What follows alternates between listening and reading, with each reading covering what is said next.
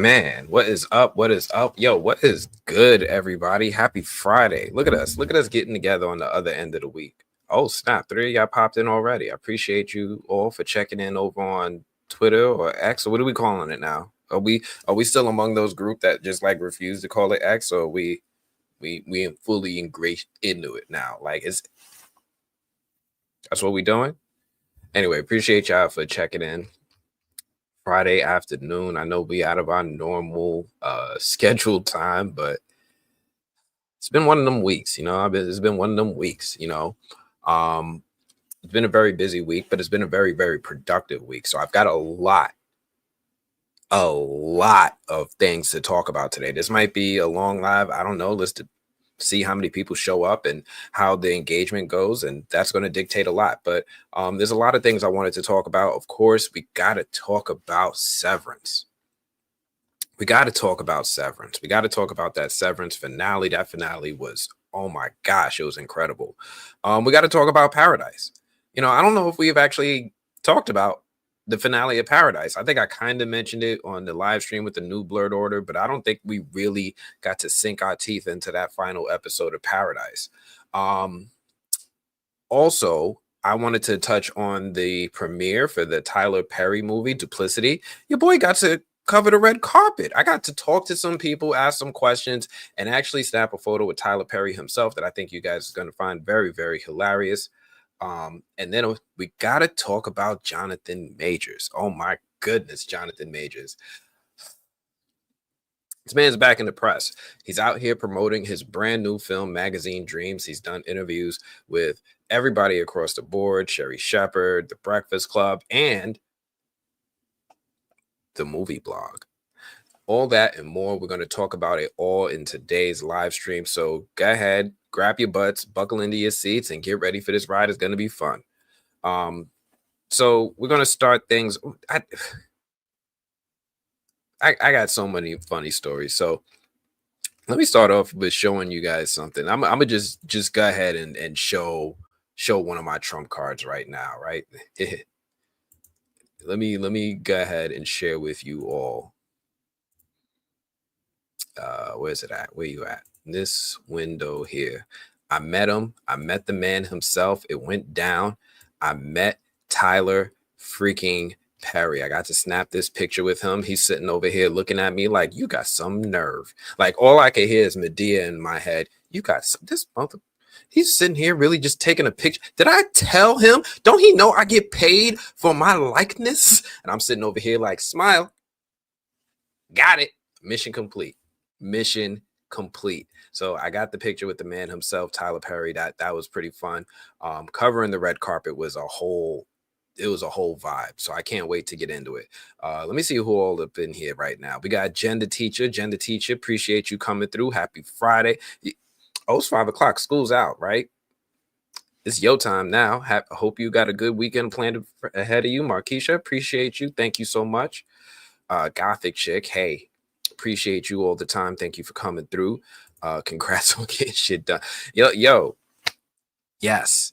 If you're gonna do something, or if you're gonna have to postpone, make sure you come back with goodies. Make sure you come in with a full bundle of stuff if you want to show up later than normal, right? Preferably money, but if you ain't got money, bring some of that exclusive heat, and I'm gonna bring some of that to y'all today. But yeah, got to meet Tyler Perry, got to cover the red carpet, got to do a whole bunch of fun stuff this week. So let's go ahead and let's start diving right into it. So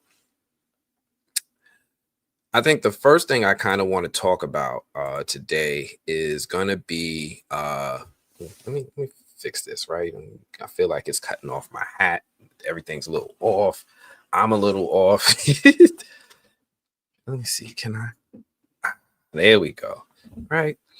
Let's go ahead and talk about the boy, Jonathan Majors. Do I have a picture of Jonathan? I ain't got no picture. Look, some of this stuff is so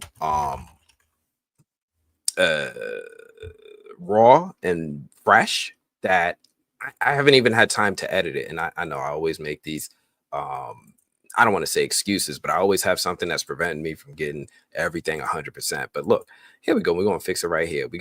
I had the opportunity to talk to this man, Jonathan Majors. He is back in the news. He is out doing the promo rounds. He is talking to everybody. Now, one of the main things that came out recently, well, first off, let's recap. For anybody who may not know, this is Jonathan Majors. Jonathan Majors is an actor who has impressed the world over the last decade with his body of work. He's appeared in things that first caught my attention, like Lovecraft Country, The Five Bloods, the Spike Lee film that was Academy nominated for a few categories. What else was he in? Oh yeah, you might have heard of this group, Marvel.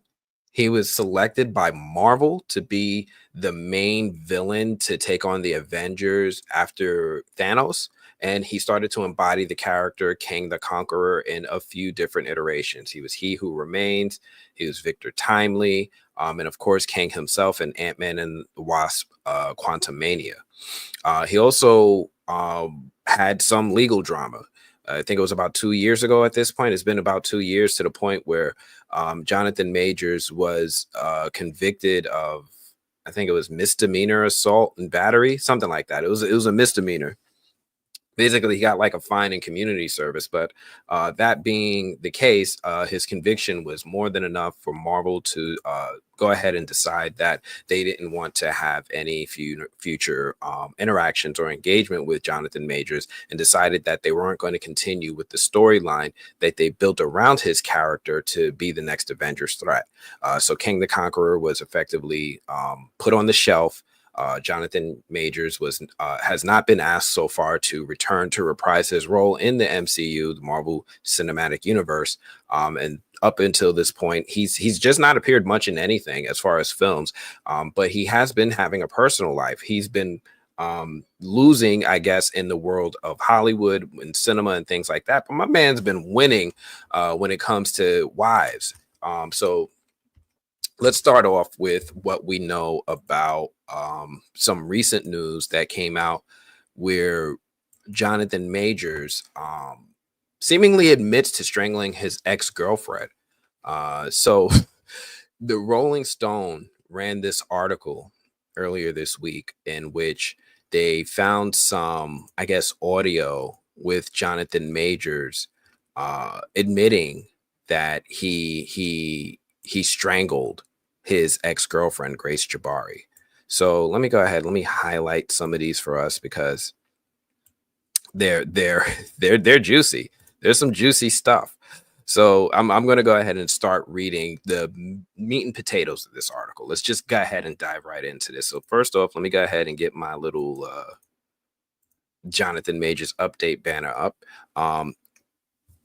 So the audio tape is out there, but you guys know I'm a little bit leery of getting any copyright strikes or anything like that. I still have quite some time before that is removed from my account. But in the meantime, let's go ahead and let's take a look at some of the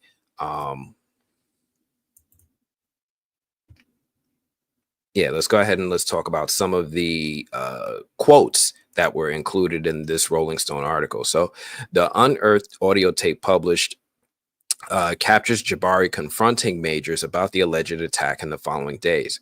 And accordingly, Jonathan said, "I'm ashamed I've ever." Majors begins before cutting himself off. "I've never been aggressive with a woman before. I've never aggressed a woman. I aggressed you." Like, okay. He's a thespian. He uses this word. It's in his vocabulary, aggressed. I don't think I've ever heard this word before, but I immediately knew what it meant. He aggressed her. So she responded with, "You strangled me and pushed me against the car." And Jonathan responded affirmatively saying, "Yes, all those things are under aggressed. Yeah, that's never happened to me." And she goes, "Because I said something sarcastically in your eyes?" And he goes, "Well, clearly it's more than that. Something inside of you," she says. And he goes, "Yeah, towards you." Majors agreed, and this is when the recording ends. And this is wild because all throughout the trial, people were wondering. Let me not say all people. There's definitely a group of people who are wondering if this event even actually happened. It's not unheard of that people will get accused of something that may not have actually occurred or didn't occur the way that they described it. This seemingly is confirmation that that went down. That went down, and it is not looking good. The news was pretty damning. I was sitting here, I was talking to people about it. I'm like, yo, this stuff is, it's wild how this stuff comes out at this time. Because like it's been 2 years, we've been sitting here, we've been looking for information, we've been hearing about the case. It was in the height of the news, and then at some point when they probably could have used it is in the case if this had come out sooner, but it didn't come out. It didn't come out. It didn't come out. But now that Jonathan has a movie coming out today, it's in theaters now, Magazine Dreams.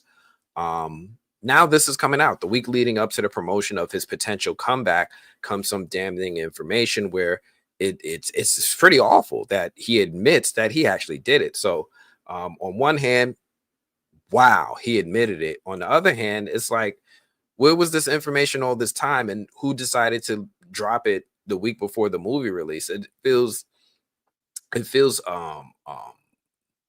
tactical. So I'm curious about how this information leaked, why it leaked now, why didn't it leak over the past 2 years? Is this just like, oh, I just found it, here it is? Oh, I've been looking for this all day. It was 2 years I was looking for this. It was right there. Is this a case of that, or is this something that's a little bit more intentional? So I'm curious about what's going on there. So yeah, Jonathan Majors, my guy, whew, it's not looking good. And this is the latest information. So I'm curious about how many of you have actually been following the Jonathan Majors case. How many of you guys interested in the Jonathan Majors case? What are your opinions about this new information? Now that it's out, are you guys on the side of Jonathan Majors? Are you on the side of Grace Jabari? What are your opinions? Do you think this is feeling like it's coming out timely? And also, yeah, Vic, I was just about to get to that. Shout out to the PR people working for Jonathan Majors, because, yo, give them a raise. The people who've been sitting here just, all right, with the PR crisis people for Jonathan Majors finally have a break. It's been a year and a half, had their Google alerts working, because the moment this information came out, wham, marriage. Marriage. This is the new headline. If you Google Jonathan Majors right now, I don't even know what'll come up. Will it come up with let me see. We got it right here, right? What's gonna come up? The aggressed? Nope.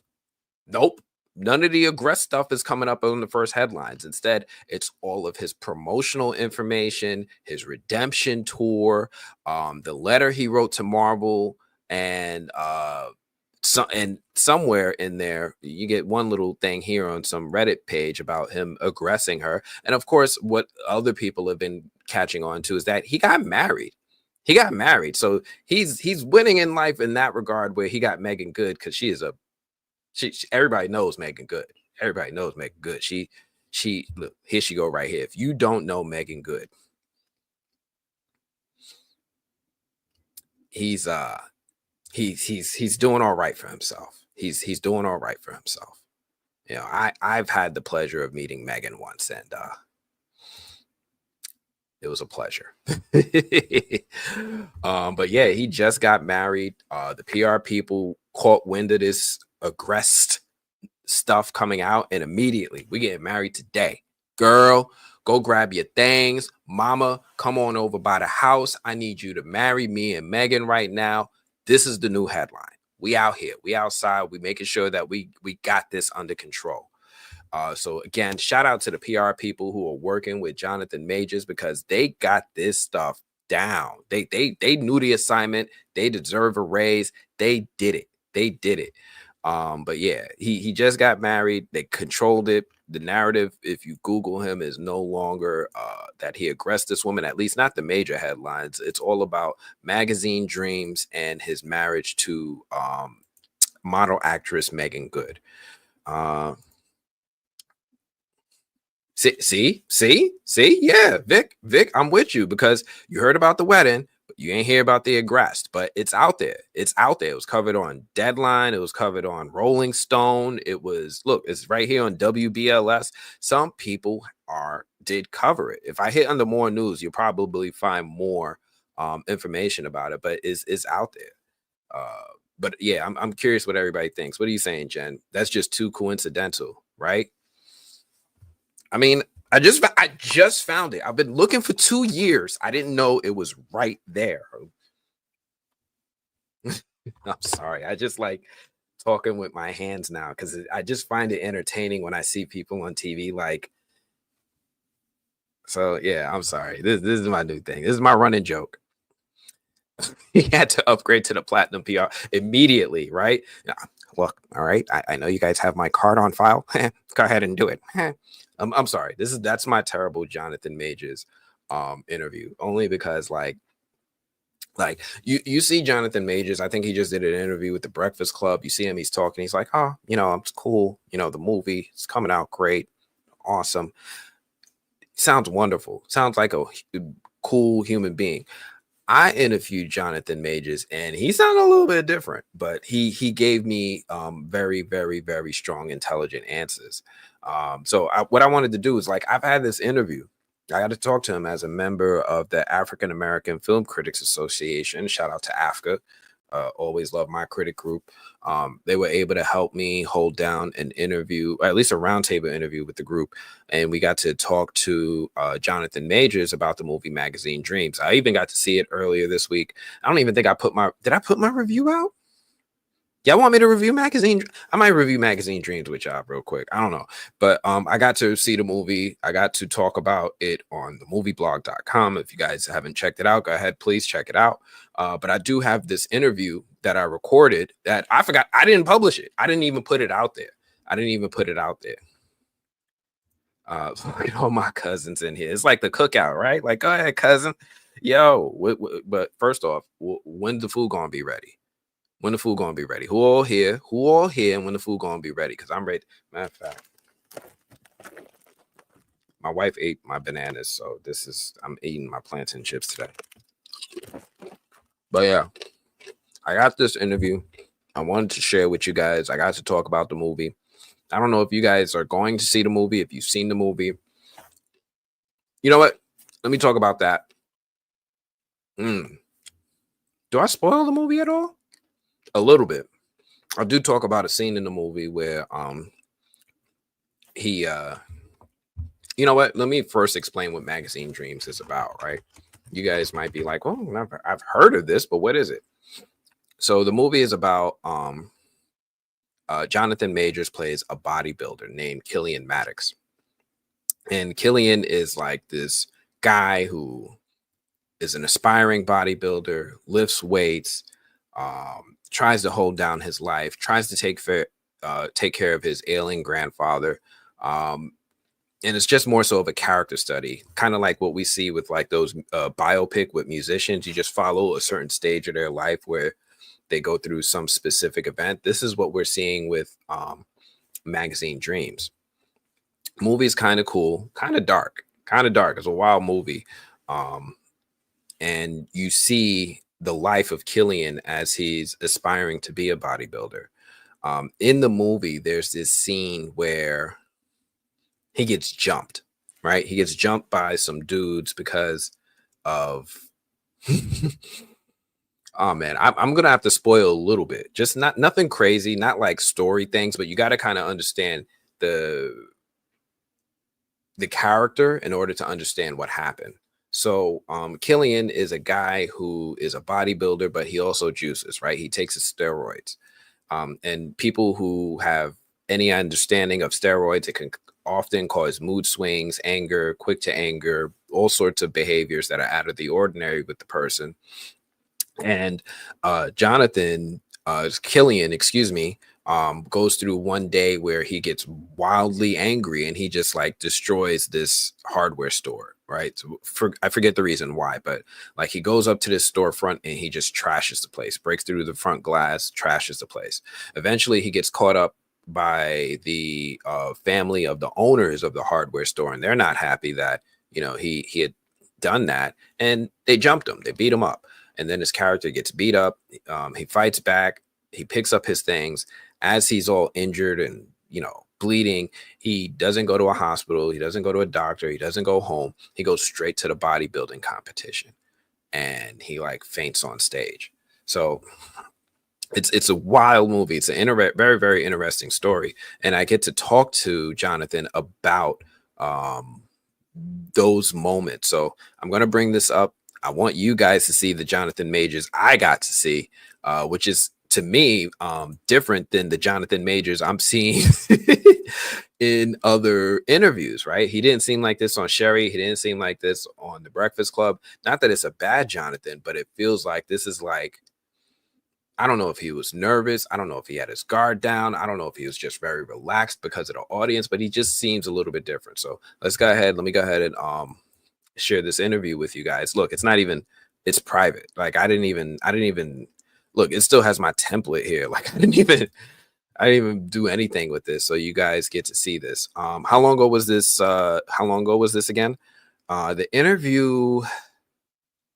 When did we do this interview? I think I did it last week, because I was going to show it to you guys last week, but I kept pushing back the live. So I want to say I recorded this interview last Tuesday, not this, like last week Tuesday, like not the 18th, like the 11th. So it was a little bit of time ago, but the movie came out today. So you can check out the movie. It's in theaters. It's Jonathan Majors' first project since the court trial, at least Loki. But yeah, this one, first one since then. Let's get into it.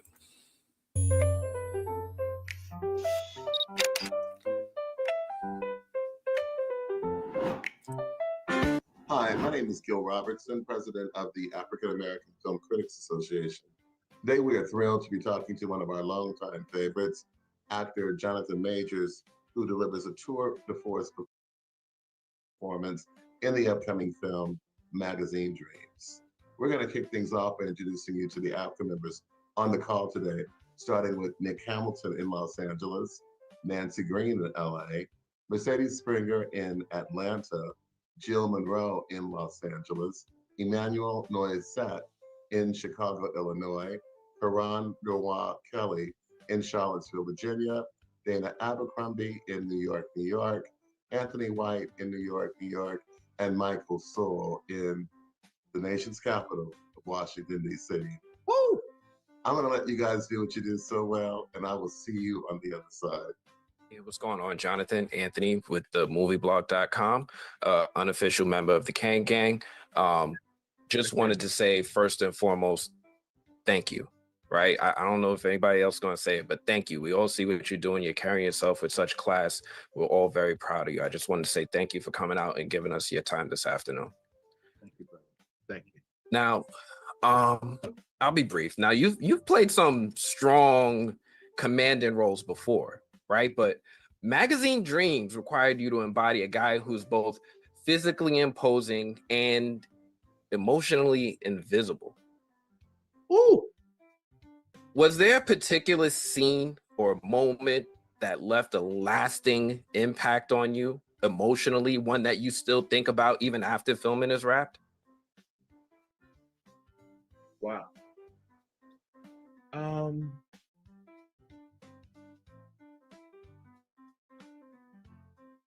Yeah, I think so. I would say, okay, guys, don't get upset. You'd have to tell me if this part's in the movie because I've not seen it. Okay. So after the exchange, we'll call it, with Brad, and he leaves the trailer, is there a walkout where we're just on Killian? Yes, I'm seeing head nod. Okay. Kind of. My brother says kind of. Okay, so I don't even know if it's in the movie, but I'll describe it, and then once I describe it, you guys will know if it's in the movie or not. So after the exchange between the two of them, he's walking out. And the thing about it is, and why I'm curious if it's in the movie, because it wasn't on the call sheet. Like we weren't gonna have that moment, right? Elijah saw what was happening in the where I was at in the room. We took it there. I mean, we didn't take it there, but you know what I mean? Like I was there, you know, and Killian was there, and Adam, the DP, kind of came in and was like, "Hey, I think we should, cool. Yeah, like, can you? You know, they were very gentle. Like, can you, like, let's keep this, and I just want you to walk out, and Adam's gonna follow you." In that moment, for me, right, we talk about the American dream. He's literally everything he ever wanted was right there, and he actually got more than he bargained for. And he realizes it, right? And then he realizes that wasn't the game at all. You know what I mean? We're not talking about preferences or anything like that. It's just, it's manifested itself in the most real way. Connection, fame, you're right there. And the disappointment and the confusion, right? And the hurt of that, when he walks out, I remember Adam was right on Killian, and he just has me walk out, and he's just full of whatever it is. And all that thinking is happening in his head right there. Right? We went one time, right? We were at the end of the day. He said, "Can you do this?" I said, "If you move the cat, let's go." Yeah, well, it wasn't that enthusiastic. I was just like, "Yeah, let's go." You know what I mean? But that moment, right, where like it's not always what you think. You feel me? Like from that moment, right, you begin to understand the world you thought you wanted is fucked, right? By your standards, right? If you like that world, sure, but it's fucked by Killian's standards. And then from that moment on, he begins to understand one of my favorite lines from Coriolanus, William Shakespeare. He begins to understand that there is a world elsewhere, right? And from that moment, we kind of start turning the piece. In that moment, cut, done, I think about quite often, where I go, all right, got it. You know what I mean? Got it. You have everything you want, right? And now you've got to continue. You've got it. Now you have to continue without that. What's that gonna look like? You know what I mean? Do you still want it? Do you still want it? You know? My answer is fuck yeah, bring it, come. You know what I mean? And we'll get it a different way because there's a world elsewhere. You know what I mean? And that world is an internal understanding. That's what happens in that moment. His internal understanding, he wakes up. It's not real, right? It's not real. Can't touch and feel that. You can't, it's not gonna keep you happy. It's not gonna give you joy. And then we start the next act of the film, the final act of the film, I believe, where he kind of comes back to a new home, right? That's where we kind of have things in common. Thank you for that. Thank you for that. It's nice to hear that insight from your perspective of being a celebrity and, you know, being in that world. So I really appreciate you giving me that insight. Yes. Celebrity, allegedly. No, you're a celebrity, man, and a very, very one of the most talented actors that we've seen in quite some time. All right. So yeah, you know, I got to talk to Jonathan Majors. You know, sometimes, you know, I gotta pat myself on the back, right? I gotta sit here and be like, show Jonathan Majors. Okay, we did it. But yeah, got to talk to Jonathan Majors. But I'm curious, what are your takes on this? Are you guys interested when we talk about celebrity gossip, or is this just too much tea to be spilling right here? But let me know what you guys think in the comments. I'm wondering if you guys like me talking about these topics, or if it's not even worth our time. Anyway, now if you thought that was wild, wait till you hear about what went down at this movie premiere. So I went to this movie premiere. I went to this movie premiere. Thank you, Vic. I appreciate you. Hey, that was just the first part, right? Jonathan Majors. I was like, oh, all right, this is gonna be the highlight of my month. This is what we doing right now. And then I get this email from this PR company, and they're like, hey, would you cover the Tyler Perry premiere? And I was like, me? I've covered premieres before, but I've never really done a lot of Tyler Perry stuff. So I was interested. I was very interested at the opportunity to talk to Tyler Perry. So yeah, it was a cool little opportunity. They emailed me. They're like, "Would you do it?" I'm like, "All right, can I go to the after party?" They was like, let me find out." They hit me up back, and they're like, "All right, you could cover the red carpet. You could watch the screening with all the people who's invited, and you could go to the after party." Oh my gosh. I got to tell you guys about a Tyler Perry party. A Tyler Perry I didn't even know. It's not like a Diddy party. It was not like a Diddy party. But a Tyler Perry party ain't like a party because a Tyler Perry party don't stop. Like, yo. So let me go ahead and put this up over here. You love it? Oh, you love it? All right, look, I'm gonna keep talking about Jonathan or any other news that comes out. If you guys are interested in this stuff, I'm gonna definitely talk about it because this one actually caught my attention. Not as much as the Just Hilarious thing did, but this one caught my attention. And if y'all like it, Markeisha, y'all like it, I'm gonna definitely keep it up. Now the Tyler Perry thing, wow, a time was had. Y'all need to understand a time was had. So I went ahead and I have this up on my Instagram page. If you guys follow me on Instagram, there's like 4,000, yeah, almost 5,000. Yeah, follow me on Instagram. Go ahead and check out the Instagram page. This is where I tend to put the things where I go to like movie premieres. So you'll see like me at the Doom Prophecy premiere, me at New York Comic Con, South by Southwest, things like that. Star Wars Celebration, and I actually even put in my out of theater reactions here. So if you guys ever want to know early what my thoughts are on a movie, I tend to put them up on Instagram first. But yeah, I went to this Tyler Perry party, and wow, I think they muted. Oh,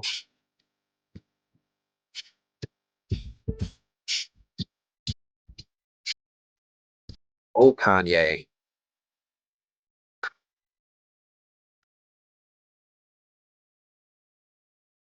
Let me not get us pulled down. Let me not get us pulled down. But I was able to go to this Tyler Perry event. Yeah, I've been working. Like this is what I'm talking about. I was outside. I was out here doing it.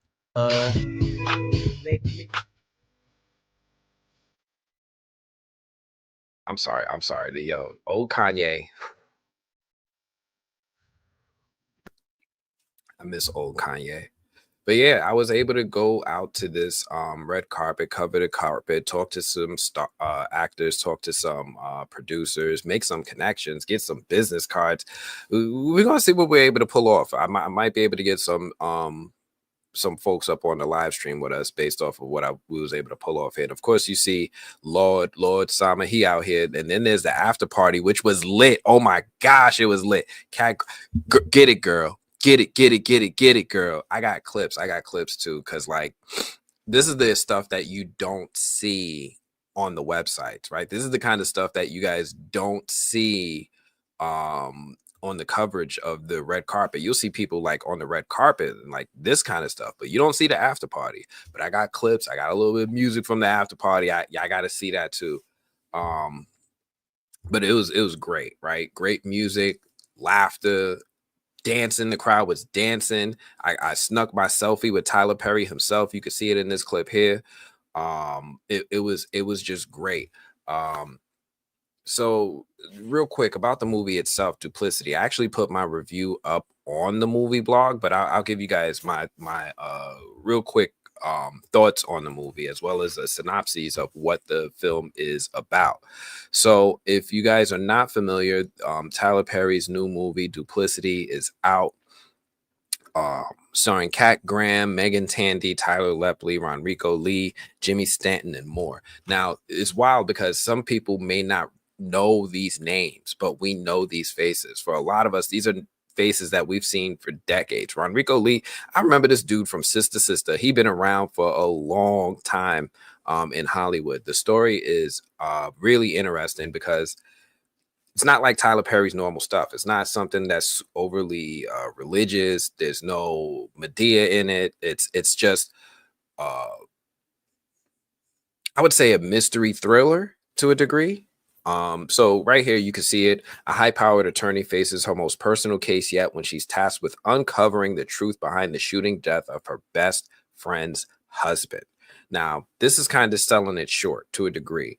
Now, I know. I see it right there. IMDb 4.8 out of 10, right?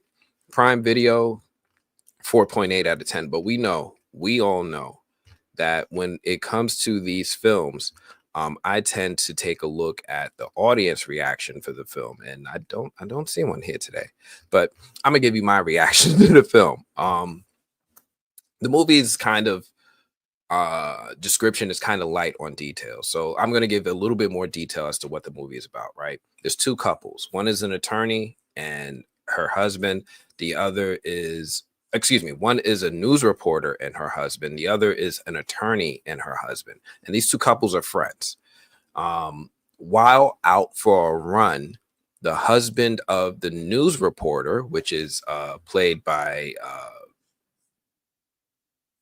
Megan Tandy, her husband is out for a run in the middle of the day, and he's going into the house, right? He goes into the house. The neighbor looks out the window, sees homeboy going up into the house, and calls the neighbors and is like, yo, somebody's breaking up into my neighbor's house, right? Just because he was a black guy, he was walking into the neighbor's house. Somebody's like, nah, that don't look right. That house, call the police. So she calls the police come by, and the dude has his headphones in. So they're like, stop, freeze. He can't hit him. He got his headphones in. Stop, freeze. Can't hit him. He got his headphones in, but he got a hoodie on. He sees them, puts his hand in his hoodie pocket to grab his cell phone so he could like mute the music, and his cell phone case is like some big bulky OtterBox extra chunky. It's like it's a brick, right? Extra chunky thing. And the first thing they say is gun. And when they see that, they open fire. So the story is about how this news reporter loses her husband, and her best friend attorney takes it upon herself to pursue the case against the police about the wrongful death. She's like, look, girl, I got you. We're gonna figure this out. We're gonna try to get these guys held accountable, and we definitely gonna make sure that there's a civil case raised about this too. So the movie starts off like that. Now, what can I say about this? Let me go ahead and I keep forgetting to put my banners up, right? So what can I say about this? The movie is very interesting. I see your comment there. Did I get to talk to Tyler Perry? Hold on. I'm gonna come back to that. Let me start this. But I definitely, so the movie, it starts off like that, and I will not spoil the movie beyond this point. What I will say is that the movie has a lot of the hallmarks of a Tyler Perry movie. And what are the hallmarks of a Tyler Perry movie? One of the things that I noticed, and I tease Tyler Perry movies for, is that everything has a beautiful sheen to it. Everybody's house is clean. Everybody's neighborhood is clean. Even when you go into the hood, there's no litter on the ground. Maybe you just see people in do-rags smoking, but everything, no graffiti. Everything's got that Tyler Perry sheen over it. The movie opens with the women coming out of the gym.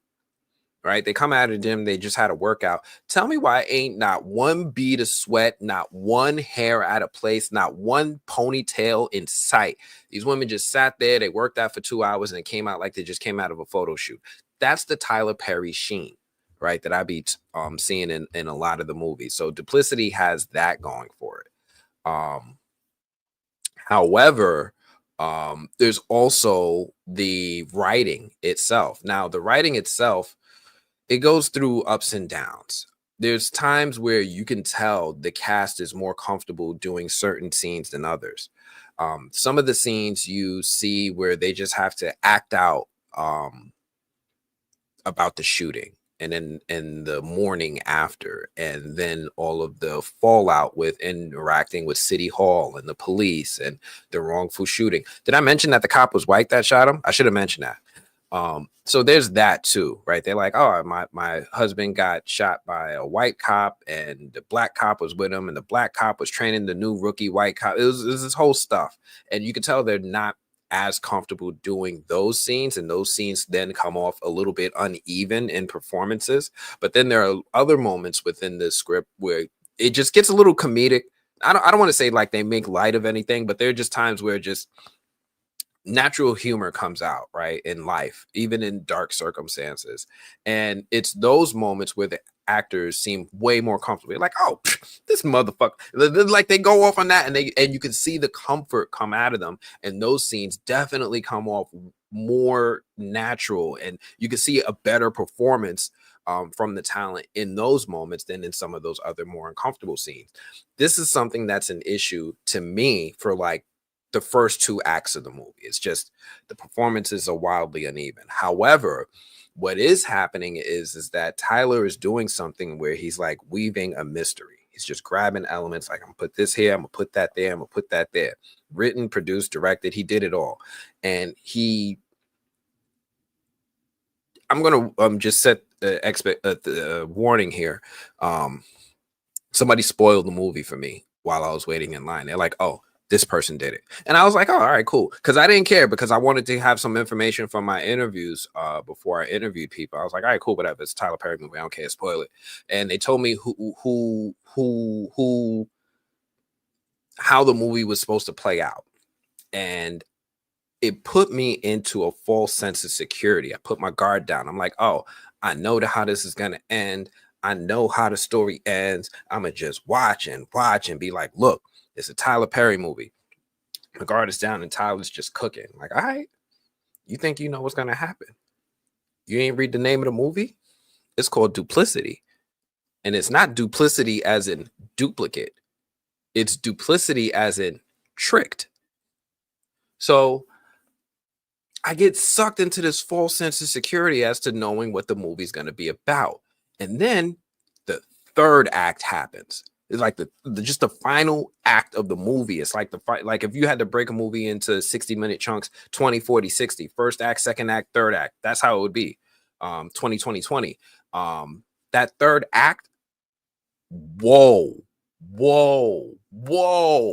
I did not see any of that.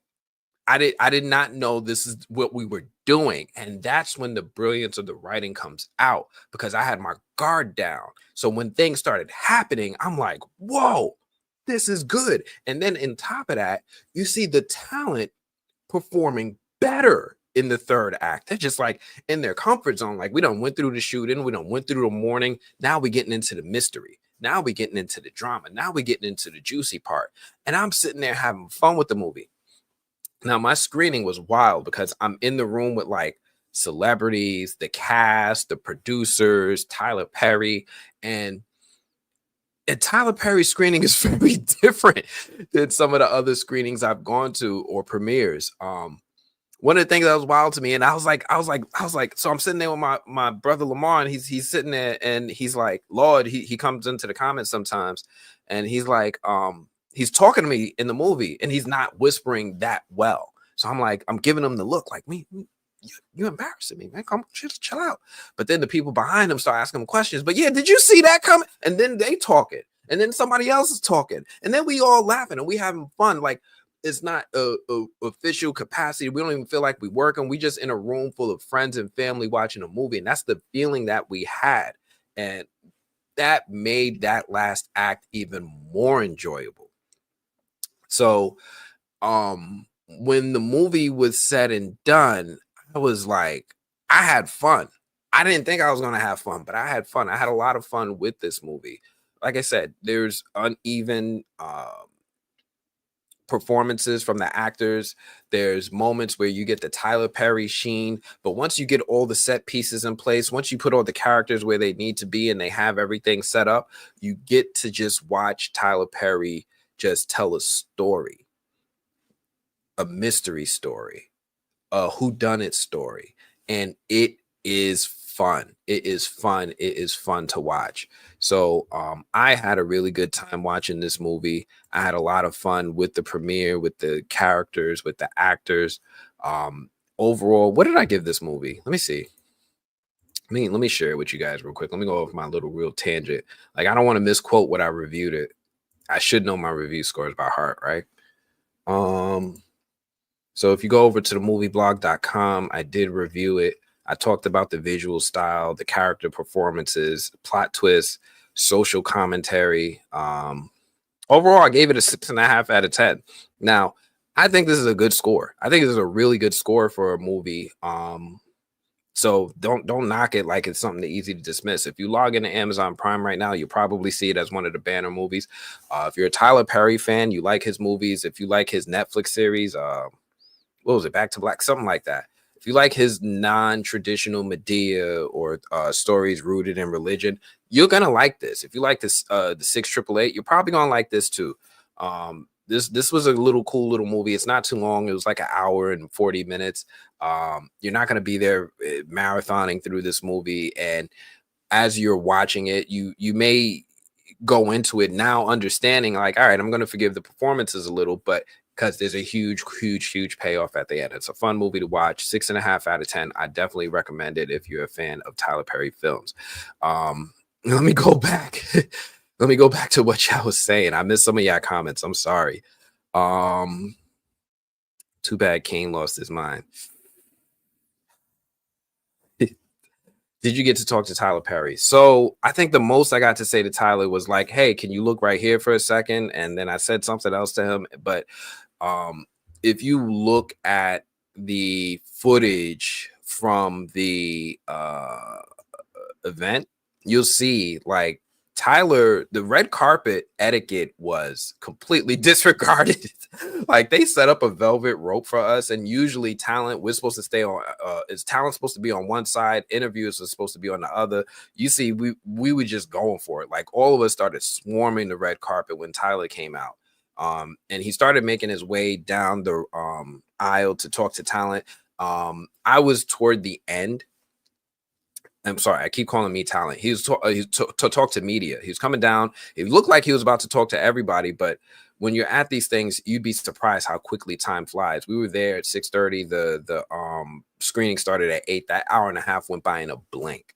It went by in a blink. And by the time Tyler came out and he got towards our end, they were calling people to come in to watch the screening. He didn't actually get to stop and do an interview with us.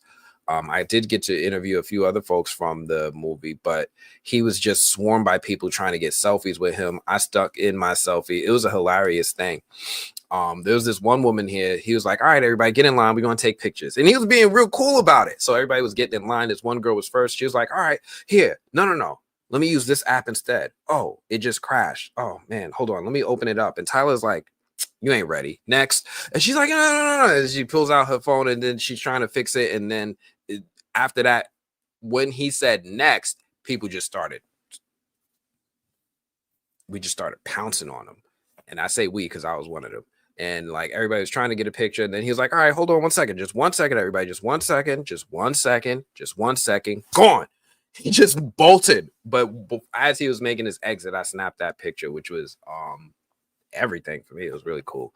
So I'm glad I got the picture. I'm glad I got to talk to Tyler. I'm glad I got to say a couple words to him. I hope to be able to talk to him in depth in the future, but you know, these opportunities are rare with somebody of Tyler's status because he's very much in high demand in Hollywood. You know, he's one of the few people in Hollywood from start to beginning. If he wants a movie made, it will get made. He can just be like, oh, you know what? I think this movie was going to be in theaters next or on a stream. Whatever he wants to do, he can make it happen because he funds his own stuff. He has his own studio. He has his own camera crew. He writes, produces, directs, or he gets credit for all of that by himself. He's a complete studio in one man. So he's in very much high demand. So let's see. Fernando Zayas says lucky. Yeah, you know, lucky. I say blessed. You know, I've been doing this for a while. I'm experienced, even though I'm independent. You know, I'm not with Rolling Stone. I'm not with Variety. I'm not with one of these bigger ETVs. I'm not one of those big people, even though I'm on the carpet with them. I've been fortunate enough to be placed on the same platform as those other outlets. So, you know, I call it blessed. Tamara, my daughter Tamara was named after Tamara from Sister Sister. Then you know Ron Rico. Ron Rico, you know him from Sister Sister. Him right there, dude in the brown. He was in Sister Sister. That's really, really cool that you named your daughter after Tamara. I understand. I know when I was watching Sister Sister as a kid, I had a crush on those girls. I was like, yeah, I'm Roger. That's how it went down. Leo G says sounds good. Yeah, thank you, man. I appreciate it. Oh yeah, and thanks for coming through, Leo G. I didn't even see you sneak in over there. Thank you. Appreciate you for coming through. Wow, we've been going live for 50 minutes already. Most of y'all is watching from Twitter. Wow, YouTube. The formally dipped on me. All right, but I appreciate y'all joining in from Twitter. Thank y'all all so much. But it was a cool red carpet, cool event. I want to show you guys some footage from the after party. Now, the after party was lit. There was people dancing. There was a lot of fun. I'm gonna just open up the gallery right here because like I don't even know. We just gonna go through a little bit of everything, right? We just gonna do a little bit of everything and touch on what happened at this after party. I'm gonna just go through pictures right now. So I'm gonna try to talk to some of the pictures and then I'm gonna move on because we definitely gotta talk about Severance. But yeah, I had to yeah, this picture, of course, we already went through that. Me, Lord, Lamar, my brother. Now, if you guys ever see Lord Laud in the comments, that's him right there. He's a shy guy, but that's him. I'm airing him out. He's also the person who does the music on some of my videos. If you ever hear, like at the end, life keeps spinning, the rules you breaking. That's him. At the end, he's the performer. Ron Rico here. Like, I don't know, these pictures, I think AI, we're going to try to get them both smiling. Like one here, he's not smiling. One here, he's Ron Rico's blinking. I think AI can fix this. I think we could fix this. Me talking to Ron Rico. And you know what? I got to interview Ron Rico and I asked him a very timely question.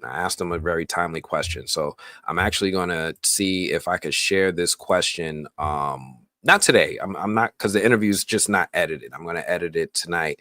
But maybe tomorrow morning when I go live with the Blurds, new Blurred Order, 10 a.m. Eastern, I'll be able to debut this interview and you guys could see how we talk about something that was a little timely during that time. But let me go ahead and keep moving through some of these pictures. I'm going to move a little quick because time. Sherry Shepard, she was there. Me with Ron Rico again. Oh man, I didn't even tell you guys. So I had to work that day. I'm. You guys don't need to know where I work, but I had to go to work that day, and I decided I was going to go to work. I was going to bring my camera equipment, and I'm going to go to the premiere afterwards. Tell me why. 5 minutes after getting into work, I fixed myself a cup of coffee, and I spilled the coffee all over my shirt. So this is me sending a picture to my wife from the nearby TJ Maxx where I had to go and go buy myself a new white shirt on the spot. $50 later, I'm ready for the premiere. But that's how my day started. I was sitting there like, man, this day's gonna suck. I don't even know how I did this. I was so embarrassed. But yeah, these are some more photos from the premiere. Let me get to the juicy part. Let me see if I can skip ahead a little bit because as cool as these pictures from the premiere are, I definitely want to kind of focus on getting you guys to the pictures from the after party itself. I have clips. What kind of clips I got?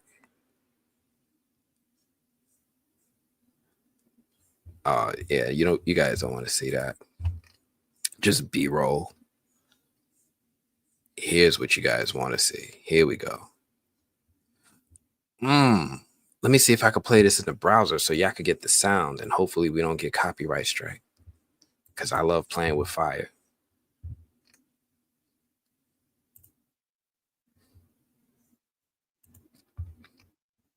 Is this it? Yeah, here we go. Let me get this up in here.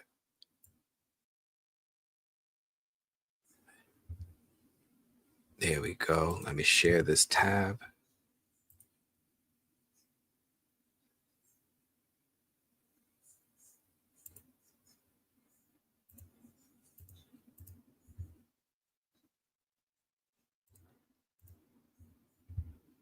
Around the building, crash pulling up with no. Like it was passing the bearings, padlock around the building, crash pulling up with no more churches. Like it was passing the bearings, padlock around the building, crash pulling up with no more churches. Yo, people was lit. People was lit. Everybody's having a good time at the after party. That's how it was going. Mustard. I'm sorry. I get hyped every time I hear Kendrick. Let me give you guys another clip because that was just one of them. And I didn't take like super long clips because I didn't want to be that weird dude. Oh.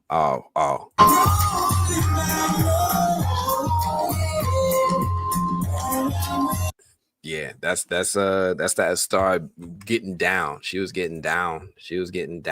Let me see. Where's it at? What's the next one? I had a longer clip. I know I got a longer clip up in here. Oh man, I got a lot of clips. Hold on. Hold up. Wait a minute. Oh no, it's an MOV. All right, that's not gonna play. I need to play these MP4s.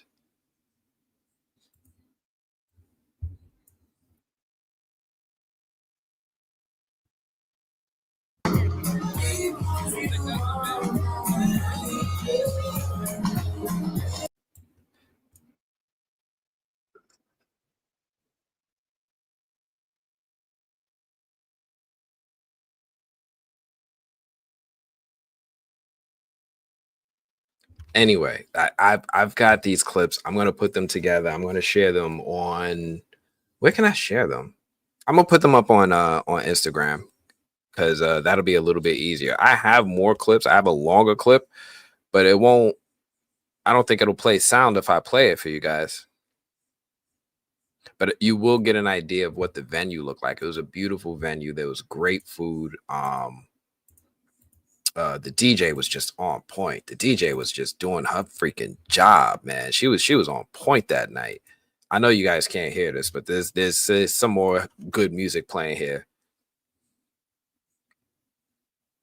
And this is a little bit brighter than the other one.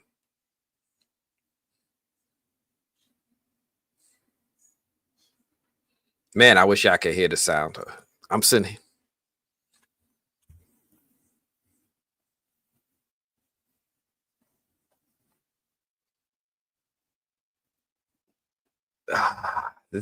I'm sorry.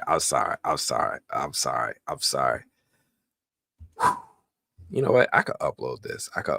We could put this up in the background. I don't know. That event was so cool. It would have been hot. Yeah, I spilled the coffee. I was hot. I was tight.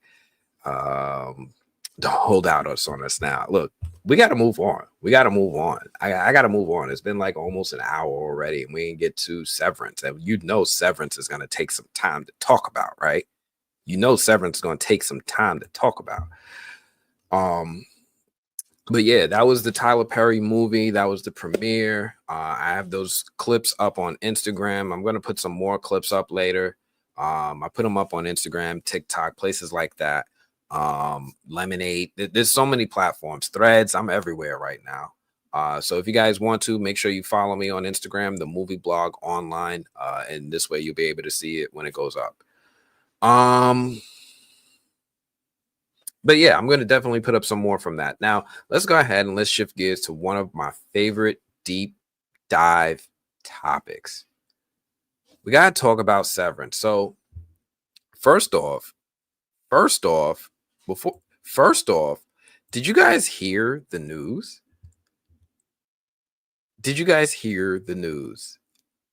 You know what news I'm talking about, right? Here, if you haven't heard the news, let me go ahead and let me help you. Where did I go? I hate when I have too many tabs open. I can't find my tabs. There we go.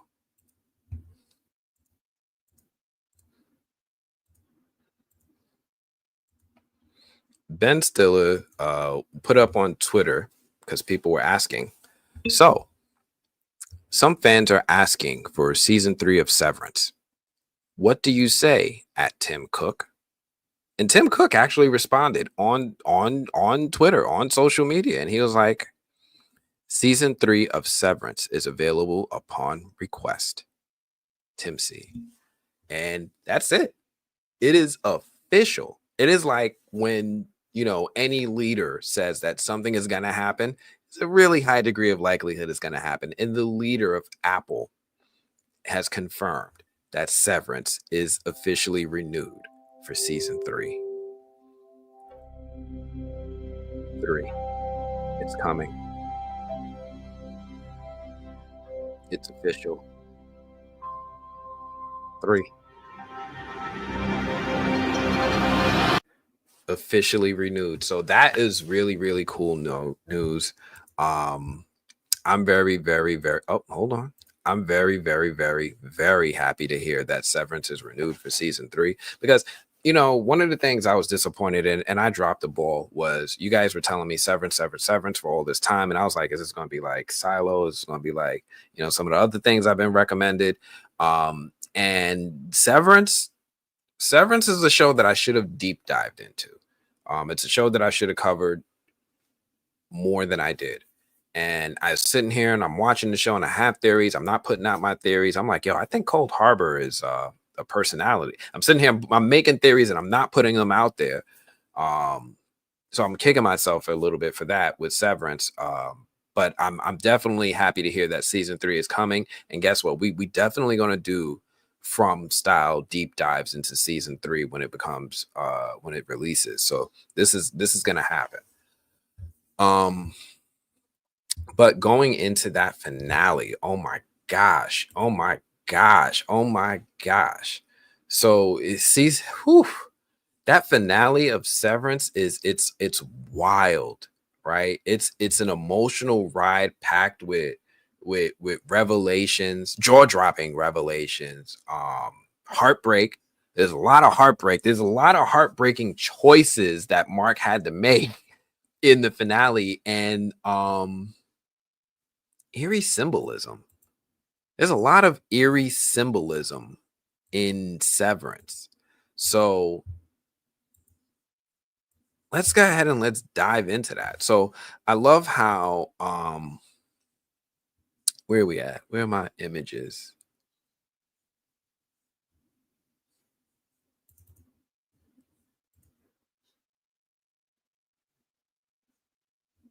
Here they are. I'm just like, which one do I open with? So I love how season 3 the finale, I'm sorry, season 2 episode 10 picks up right where, like, immediately after season episode 9 ended. And yeah, at least let me just put an image up, right? So it picks up immediately after where episode 9 ended. We get this scene where James Egan runs up on Helly while she's in the severed floor in the office. And what's wild is that when he shows up and he pulls up on her, he pulls up on her innie, right? This isn't Helena, this is Helly R. And her innie is like, who are you? Like, he looks like he moonlights as a haunted Victorian portrait. Like, who is this dude? Right? And they have this wild conversation where he's like, I don't love my daughter. Like, what? What? He just treats her like an expired coupon. Like, I don't think I need this one anymore. And he prefers Helly R over Helena, right? He prefers the innie over the Audi. That's some next level corporate favoritism. Like, I like this aspect of you, not that one. You don't work. Like, that is wild. That is wild. But yeah, that is wild. I'm wondering who's creepier. Who's creepier? Was this moment with James Egan creepier than the scene with Mr. Drummond? I'm curious what you guys think. Like, I was sitting here and I was like, yo, This man is like the haunted painting from Ghostbusters. Like, yo, how is he alive right now? He doesn't seem like a real person. He just looks like walking plastic. He's like what Ken would look like if he aged out. Like this is wild stuff. So I'm curious what you all think about that. But it was fun seeing Helly react to him. She's like, weirdo, why are you coming here? Why are you talking to me? All this cool stuff. Helly is such an interesting character, and one of the things that I appreciated about this episode more than any other episode is that I finally appreciated their childlike behavior in this episode. The way that she talks back to him, the way her stance, all this stuff. I see a little girl in a woman's body. So it was very cool way to open the episode, ending right where the last episode ended and going into that. So I'm curious what you guys thought of what James Egan is up to. Why did he even want to talk to old girl? What was that? Oh, you on your way home to watch this? Well, you on your way home to watch the episode or watch the live stream? I don't even know. But that was wild. What y'all said? I've been looking forward to hearing your thoughts. Happy you got these great opportunities, though. So I have a surprise. I'm going to show you guys about this because I did get an opportunity, and you guys know what I mean when I say I have a surprise. So you can kind of guess what happened. But I have a surprise for you guys. In a little bit, I'm gonna show off the surprise.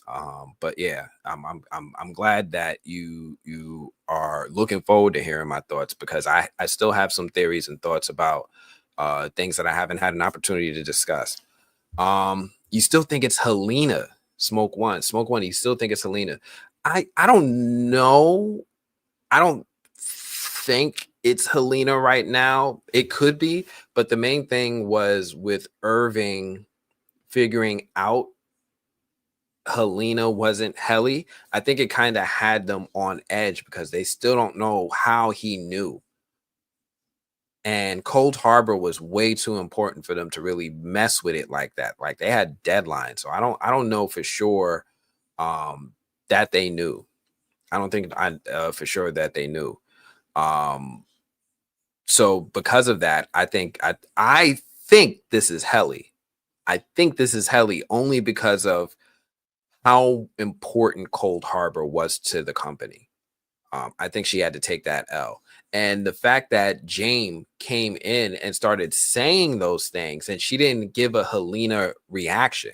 She was like, why did you come here? Like, it feels like this is Helly just like confused, like genuinely confused, as opposed to Helena, who would have been like, should have been offended, right? She should have had a moment like Dylan, like, the fuck you like my anymore? Like, the hell's going on?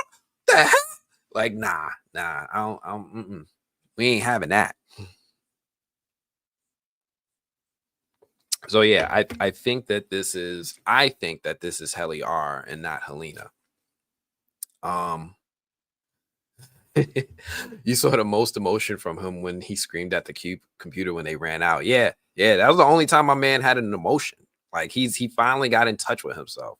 But James is an interesting character. I want to talk about him a little bit more. Frankie, you said, all right, you rushing home to get to the live stream. All right, listen, don't crash out. Right, don't if you got it up on the phone, just put the phone over to the side. Don't listen in. You ain't got to look. I promise I will be descriptive. I want you to get home safe. Can't wait to see where you think this is going. I have ideas. So let me get into the next part. So then there's the part with the heist, right? They're like, yo, we gotta get Gemma up out of we gotta get her out of Lumen. We gotta get Gemma out of Lumen. And do I have the right one up? Put this down.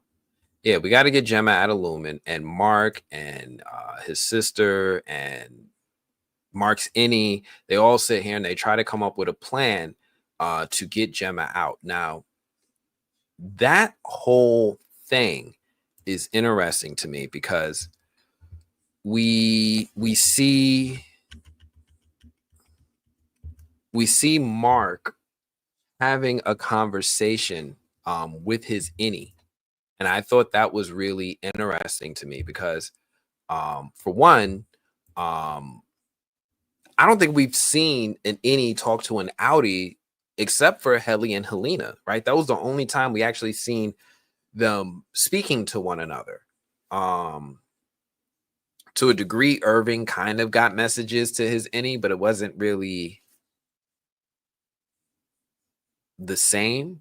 You know, he more so tried to bring messages to his innie through his painting as opposed to full-on verbal conversation. So I thought it was really interesting that we had to see the communication between these two and how they don't really get along with each other, or Mark doesn't like the childlike self, which is interesting because this touches on psychology. You could talk about like, oh, my ego doesn't like my id, right? If you study about the id, the super id, the ego, that those type of personality traits, I would say any Mark is way more ego, and outside Mark is way more id, or maybe even super id. He's definitely the one with more responsibility for Gemma, and he looks at things in a different way.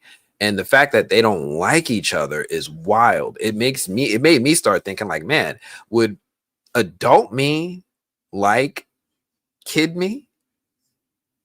Like if I met like, I don't know, like 10-year-old me, would I like him? I'm like, whose kid is this? Like, where are your parents? Like, I don't even know. But it was huge. It was a huge moment to see this type of crossover. I thought it was going good until he was like, oh yeah, I heard you fell in love with a Helene. Oh, that was good for you. I'm happy. Helene? Helene? Helene. He thought her name was yeah.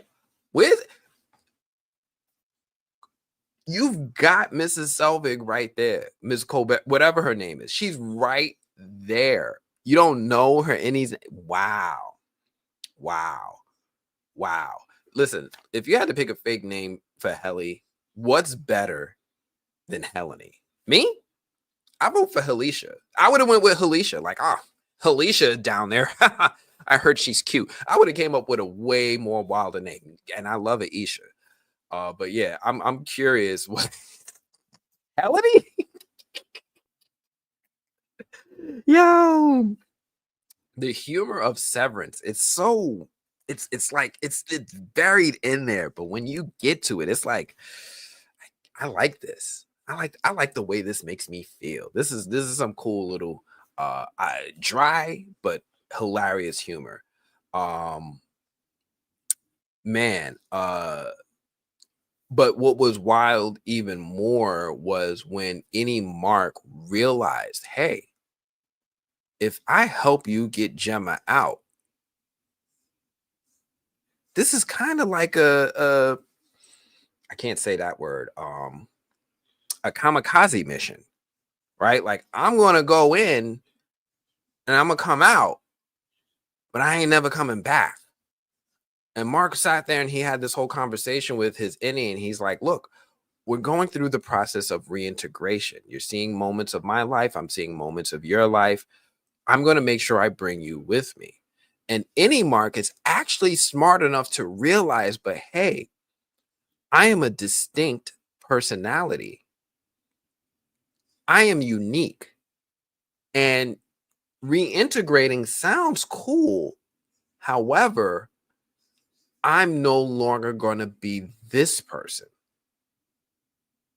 Instead, what we're going to have is a new combination of the inning and the outie Marks that is a brand new personality. And I love that they actually use those words when they're like, we're going to be a new person. Which is true. If you it's like when Goku fused with Vegeta. Vegito is not Goku or Vegeta. It is somebody else. All right. It is a brand new person with a brand new personality that has traits from the two, but you're not the same person.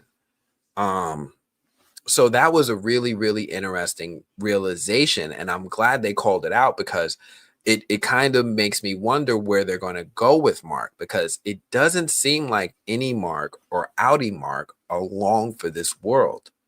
because the reintegration process has already started, to our knowledge yet, until they say something, there's nothing they can do to stop it. So if this is just going to happen, if reintegration is going to continue and there's no stopping it, Audi Mark inevitably will cease to exist. And he's instead going to become this person that has the experiences and traits between his innie and his outie.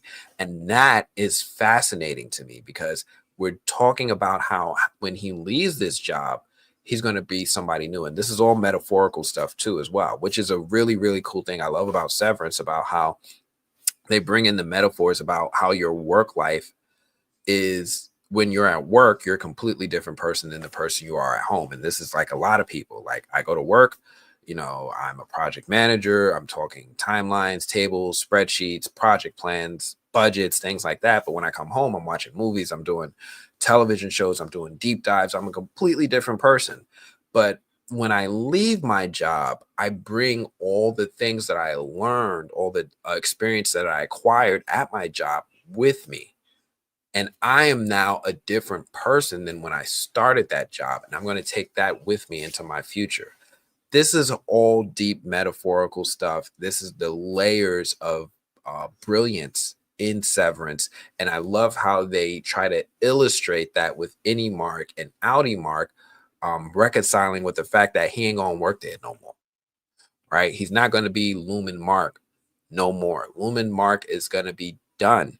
And instead, we're going to get a new Mark who's going to have all the experiences and to take with him. So yeah. Wait, what are y'all saying? All I see is smacking cheeks. You've been smacking cheeks with this lady. You don't even know her name. Listen, twice.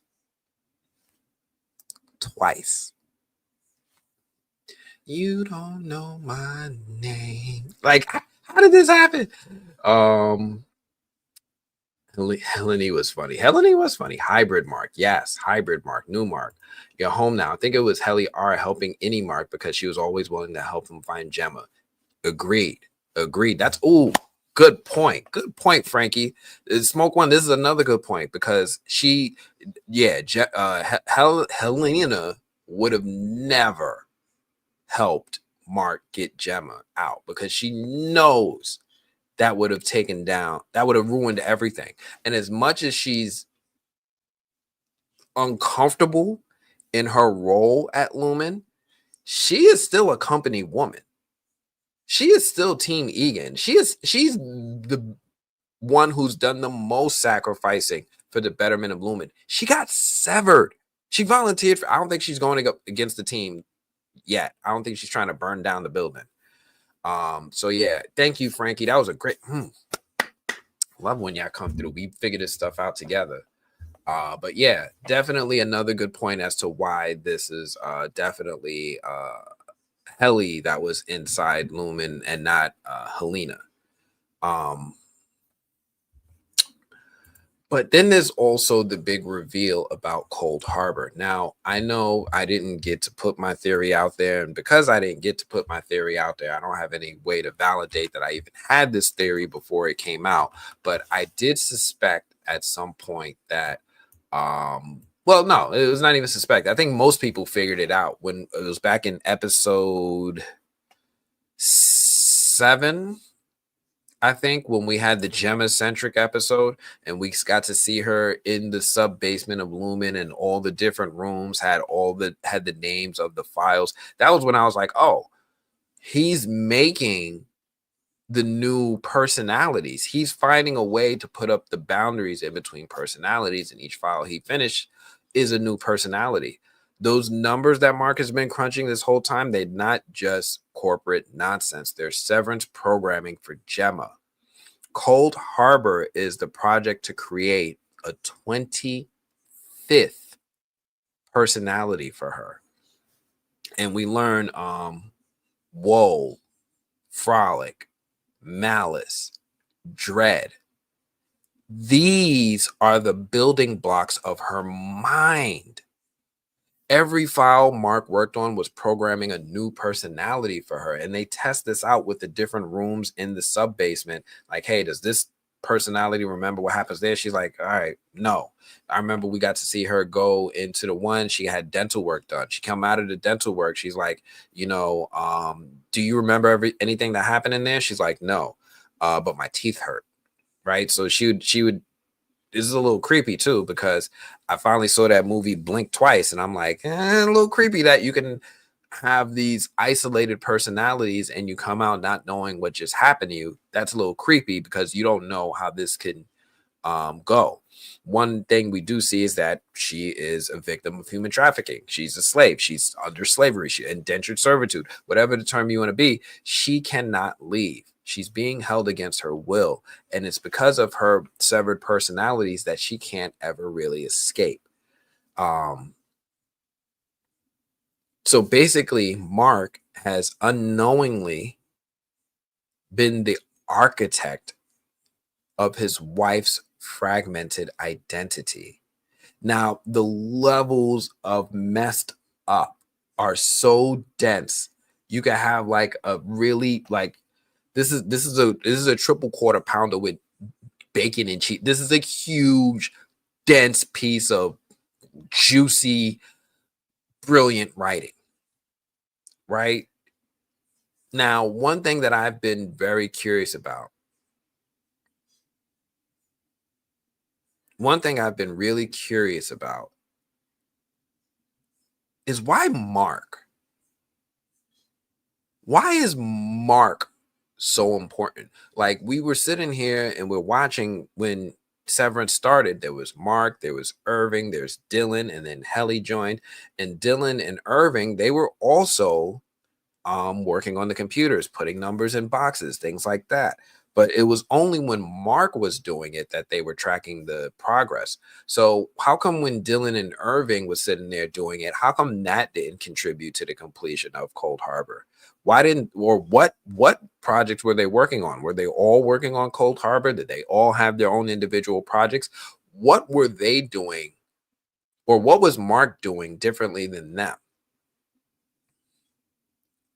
You know what I mean?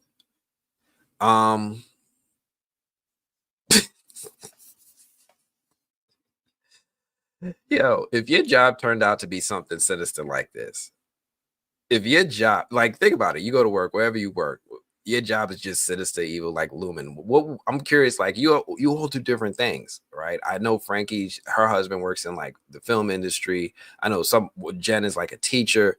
What would Lumen be like in your world? I always suspect like HR was secretly programming me at my job to love mandatory team building exercise. Like, this is the Severance. All right, guys, we're gonna have cake. Like, this is how they are at my job. So I'm wondering how it is for everyone else. Anyway, I go off on tangents sometime. I'm sorry, but I love how they made it so that Mark was the architect of Gemma's different personalities, but I still don't know why Mark was so important. I'm assuming maybe it's because he's closest to Gemma. It's her husband. Maybe there's something there about him being married to her that makes him uniquely qualified to program for her mind. But we still don't know what it is that the rest of the people in the room were doing that whole time. Right? They even trained Helly on how to do it. They made sure she knew how to put the numbers in the box to make sure you get a feeling. And if, depending on the feeling, you put it in a different number box. But why? My guess, they probably have other people trapped down there. There's probably more floors, and they're all programming people that they love. Dylan could be programming his mom for all he knows. Irving could be programming his ex-husband for all we know. We don't know, but I suspect that there are more people trapped within Lumen that they were working on in addition to what Mark was doing with Gemma. It's just, I think Mark was just the furthest along out of all of them personally. But that's kind of where I was going with what was going on with Mark. But what are you all saying? Smoke one, and that is a very good point. If I didn't think of it from that angle, yeah, that was a good point as far as like Helly and her innie and who she really was, as to whether she was Helena or Helly herself. Unless this was the plan all along, I feel like there's going to be a massive reveal outside of what was Cold Harbor. Yes. Yes. Yes. So, man, I'm going to go into a quick little theory.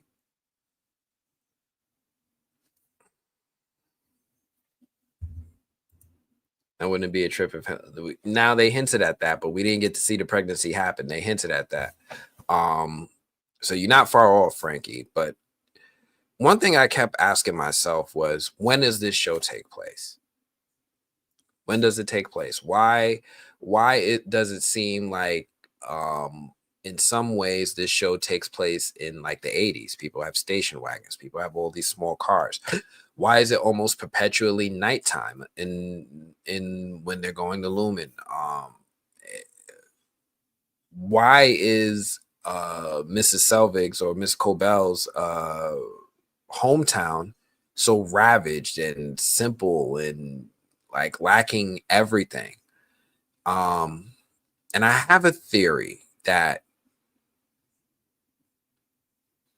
I feel like Severance is a post-apocalyptic show. I feel like something happened, the world was destroyed, and then a company took the place of the government and instilled their will into a new world. They talk about how Kier is this big savior. They honor him like a religious figure. I've seen this kind of behavior in other television shows and movies where one person is lifted up over the others. And usually it's because they've done something that others didn't do. I feel like Kier and Lumen were able to maybe save some people, shield them from whatever happened, whether it was some sort of giant nuclear explosion, maybe a world war, an EMP, maybe kind of like Paradise.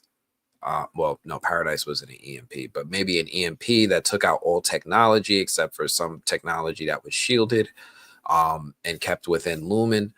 It feels like something happened to the world, and that's why there's a Kier KE USA, right? This is why Kier has a city and state named after him. So I suspect that the show is a post-apocalyptic show. I feel like that we're going to find out that the world no longer exists as it used to. I also wonder if everyone is severed. I wonder if people are already like everyone is already severed and they just don't know it. When we went to that camp for the pregnant women that was severed, that was an eye-opening thing because it was widely believed that the severed procedure was only for people who worked on the severed floor at Lumen or severed floors at Lumen across the country. But we learned that it's actually something that's also used by the rich in order to avoid accumulating memories of painful experiences. So I always thought that was kind of the case here. But yeah, that's my little quick theory right there. Something else that I thought was interesting in this episode was when Any Mark went back to work, right? Any Mark went back to work after having this like tantrum with Outie Mark about, saving Gemma, ending his life. Is he going to do this for the team? We end up getting to see this thing here, this painting. Now, it was interesting to me because throughout the season, I want to say like more than once when the cast would get to work and open up and the elevator doors would open, they would see a different painting on the wall. And this was the one that was on the wall when Mark was there to finally finish Cold Harbor. And we see this painting with all the people that were involved with this final moment being celebrated and commemorated in this painting on the wall. We see so many characters that we know, right? We see Mr. Milchick. We see Miss Huang. We see, I forget her name. We see this dude who got murked in season 1. We see Gwendolyn Christie's character. I think her name is Lorne. We see the goat dude and the jester from when Dylan got his waffle party. And then we see a few other characters in the back in suits. Something I thought was interesting is that we saw Mark's sister and his brother-in-law. We see everyone that was down on the severed floor being celebrated. And I'm assuming that these people up here are the Egans of Egan's past, probably the current board of Lumen. And they're all celebrating this moment when Mark is finally going to finish Cold Harbor. So I thought this was a really cool painting. I was trying to understand the metaphor that they were trying to convey here. We definitely had that episode where the characters went on the camping trip and they went someplace that looked like this, right? This is where Irving almost drowned Helena in order to get Heli R back. And the name of the file he's working on is Cold Harbor, and they go on a camping trip to a cold harbor. And it's commemorated in this painting. So something significant about that location, something significant about why the file is named after that. It's the 25th file. It's their greatest achievement. I thought this painting was interesting, that they decided to include not just everybody from work, but everybody from outside of work too, with Mark's sister here. So I just didn't fully understand the significance of it. Like, why do they care about Audi Mark's family? I'm curious if you guys figured it out. I'm still processing this because I just watched the episode last night. And then I had so many things to still go over, but I'm curious what everybody thinks about what is the significance of this painting. What are you saying? I didn't walk away from the reveal of Cold Harbor satisfied. They didn't even get to go into the reason for the goat in depth. They told us a bit, but not the whole thing, in my opinion. So the goat thing is interesting because it feels like that it leans into the religion of Kier and Lumen.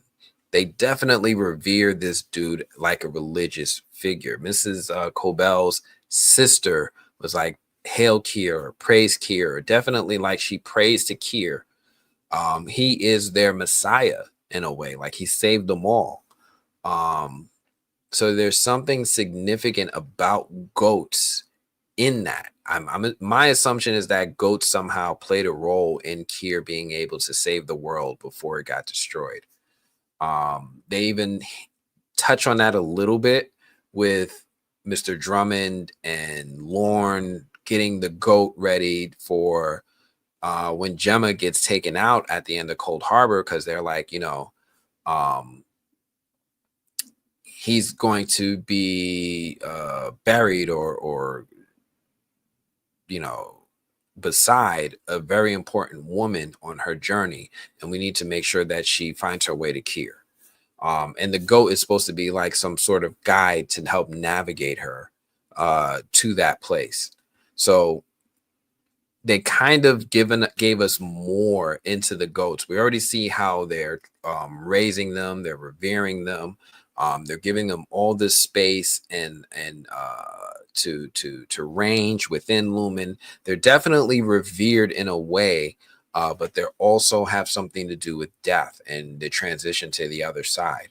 I've been toying around with this theory that Mark is supposed to be, I don't want to say a reincarnation, but he definitely feels like he's playing the role or mirrors the role of Kier when he met his wife. They talked about in the episode about Miss Cobell about how Kier met his wife in a coal mine. Same thing with Miss Cobell and her boyfriend at that point. They met in a coal mine. Mark and Helly's relationship mirrors that in a way that they met at work. They fell in love, and then love was lost. So I'm got a lot of thoughts as far as Mark's significance in everything, because I feel like he has some sort of connection to Kier that they have not fully revealed.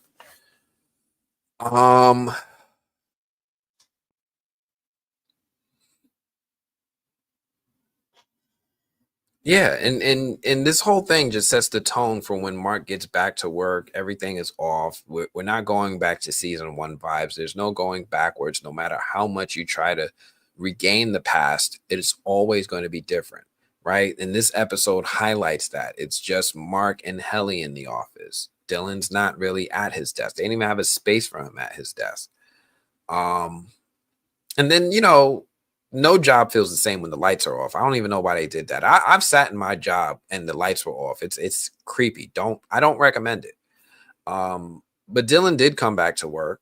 He didn't go into the office. He didn't sit at his desk. And his handwriting is straight up tragic. Were y'all able to read that chicken scratch? And I was like, what?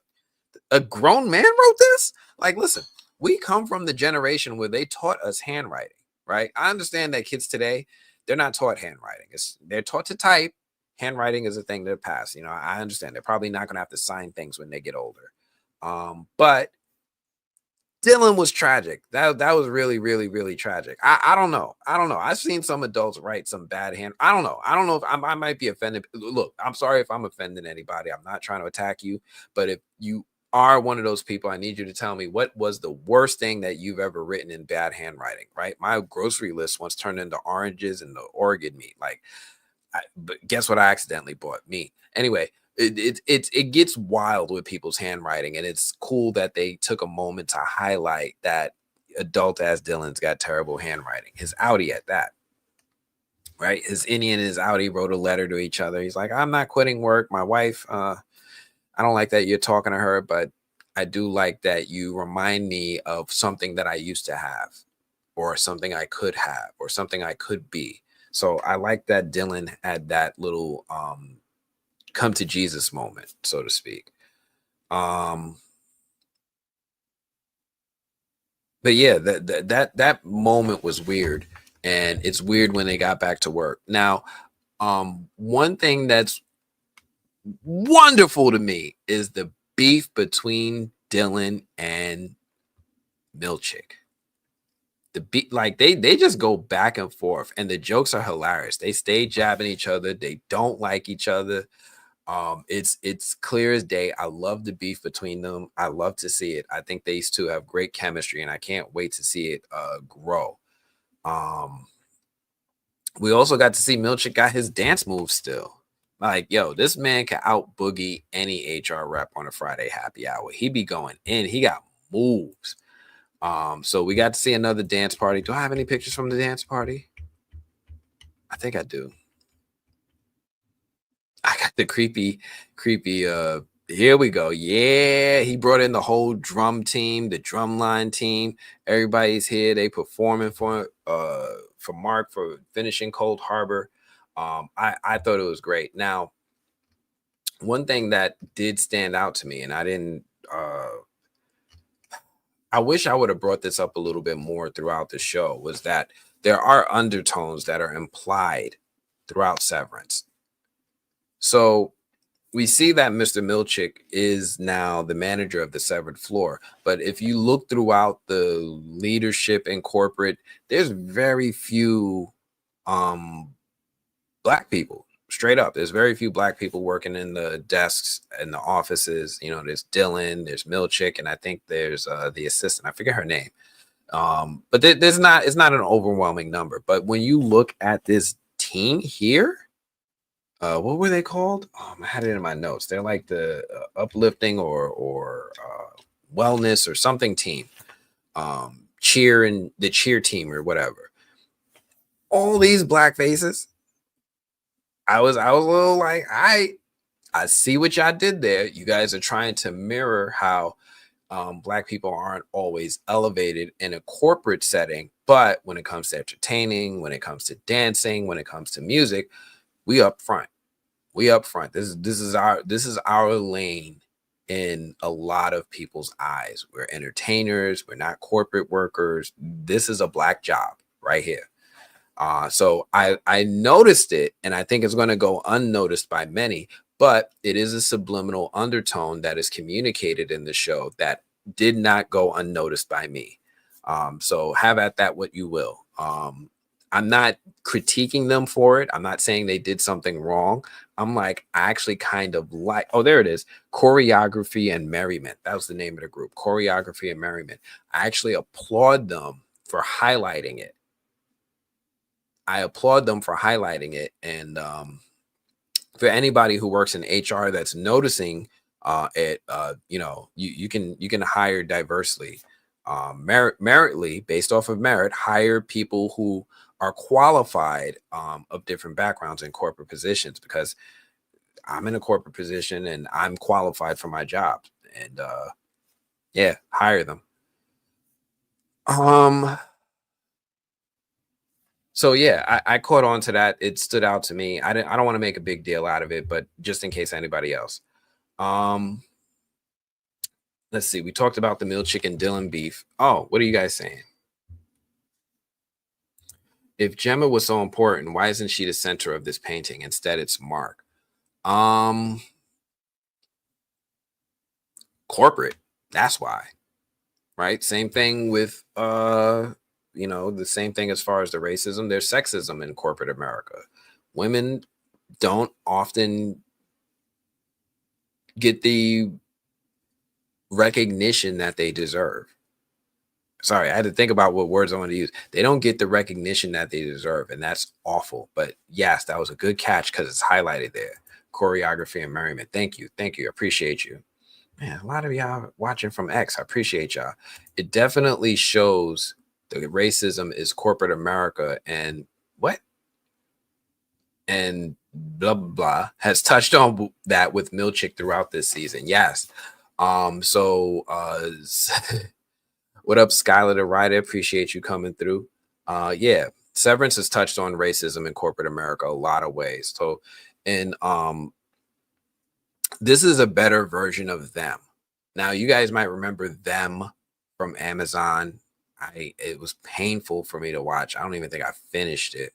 But the show dealt with the reality of minorities. I'm gonna just I can't talk to all minorities. The reality of Black people in corporate America, right? Corporate America, Black people walk into a room, they might be the only Black person there. Everybody else is just agnostic to it. They're like, oh, all right, he's here. All right, go ahead and have a seat, get to work. But they're not processing the emotional discomfort that comes with being the only person of your race in a room. And I've heard women tell me this, and women have said, hey, I work in a corporate environment. I'm a woman. It's a little uncomfortable when I walk into an office and I'm the only woman there. Right. I'm one woman out of 40, 50 men. It's that same energy when a Black person walks into a corporate environment and they're the only Black person there. It's like, what's going to happen? Are they going to take care of me? Are they going to, look at me objectively? Like, what is the circumstance? What's going to be the dynamics of this relationship? So it's interesting to see that study throughout the season of Severance through Milchick. He doesn't feel comfortable to criticize his supervisors. His supervisors are disrespectful to him. They're demeaning. They're not acknowledging his accomplishments and highlighting his mistakes. Not caring about how this affects him psychologically. And he cracks. He starts cursing at Mark. He starts taking stuff out on Dylan. It starts to, he takes it out on Miss Huang. It definitely starts to impact his job because he's bottling in all this resentment and anger based off of the way other people are treating him. He tried to talk to the other Black person here, and she was not receptive, and only mainly because she was also afraid. She knows if she were to align with Milchick, it might not be viewed well by others. So that was one thing that I enjoyed throughout the season, that they touched on the racism. They made sure it was present without weighing the show down too heavily about what was happening there. So yeah, let me see what you guys are saying in the comments real quick, because I'm gonna go. Oh man, I don't even think I'm gonna be able to touch on Paradise today because we're running a little short on time. I didn't realize we're almost at the 2-hour mark. Skylar, what up? Anthony, what up? Fromley, yeah, the Fromley's still showing up. Do I have any From stuff today? No, I don't. But we're definitely talking about the season finale. You ain't seen it yet? You gotta go. You gotta go. I'm sorry, man. You gotta go. Go watch it. Come back. I'm talking about the season as a whole, but I'm definitely going to mention things that happen in the finale that you need to be prepared for. This is not a drill. This is not a drill. I agree. Gemma isn't just a pawn or puppet in this game. Mark is the one that Lumen sees as the worker. He's the only one that they've been appreciating as the worker. So I want to understand what made him so important. All right, Skylar dipped. Good. I ain't want to ruin it for him. So this was interesting to me. The animatronic of Kier dissed him at the beginning of the Music Merriment experience. So it did, and they're still holding some resentment based off of his performance of managing the Lumen floor. Now, by all accounts, Milchick's management of the Lumen floor has been a disaster. Everything that could go wrong went wrong, right? People ain't showing up to work. People are revolting. When they get to work, they're not working. We're not watching them with the cameras. Everything is off. We're missing deadlines. The company is failing. It is a disaster. We sympathize with him, because we kind of see his pain. But he still is a villain. He's still doing villainous stuff, and he's a F up. He effed up at his job bad. So yeah. The diss at the beginning and the breaking point with him dissing the statue back, and he's like, yeah, you're 5 inches taller than you actually were. I love it. And I can't wait to see where they go with his character in season 3. Are we going to get more information about the mystery, or are we going to just keep enjoying these character studies? Now, I don't always say this. This is not like From. I'll be honest with you. I'm not really here for the mystery in Severance. What happened? Is it post-apocalyptic? What year does it take? I don't care. I'm here for all the juicy character interactions. I'm here for all the juicy performances. I'm here for the sass. I'm here for all that's the metaphors about work more than I am about the mystery of Severance, which is wild to me. It's a complete 180 from where I view From, where I'm like, yeah, I'm here for the mystery. Severance, I'm like, I'm just here for the ride. This is great. This is great television. You guys are making me enjoy it. You're doing so many cool things that I love in film and television, nonlinear storytelling and creative use of color and color dynamics and palettes. This shot right here with the green and the blue is beautiful. People talk about red. I don't be talking about red. I'll be talking about green and blue, any, Audi, that kind of stuff. I love it.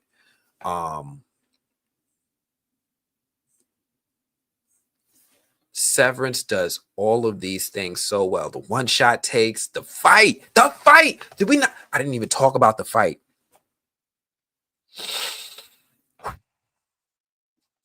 Mr. Drummond, yo. Oh my gosh. I ain't never seen hands that fast outside of a UFC. Like, yo, did y'all see how quickly he decked Mark in the face? And Mark was like a little kid who don't know how to fight. Like, he don't know how to fight. He's never been in a fight in his life. He don't even know what to do. But Drummond, oh my gosh, he was ragdolling Mark. That fight scene was everything. I was talking to my wife for a while about how Severance is just metaphorical for things that happen at work, things that are supposed to be a metaphor for what happens to us in our everyday life at work.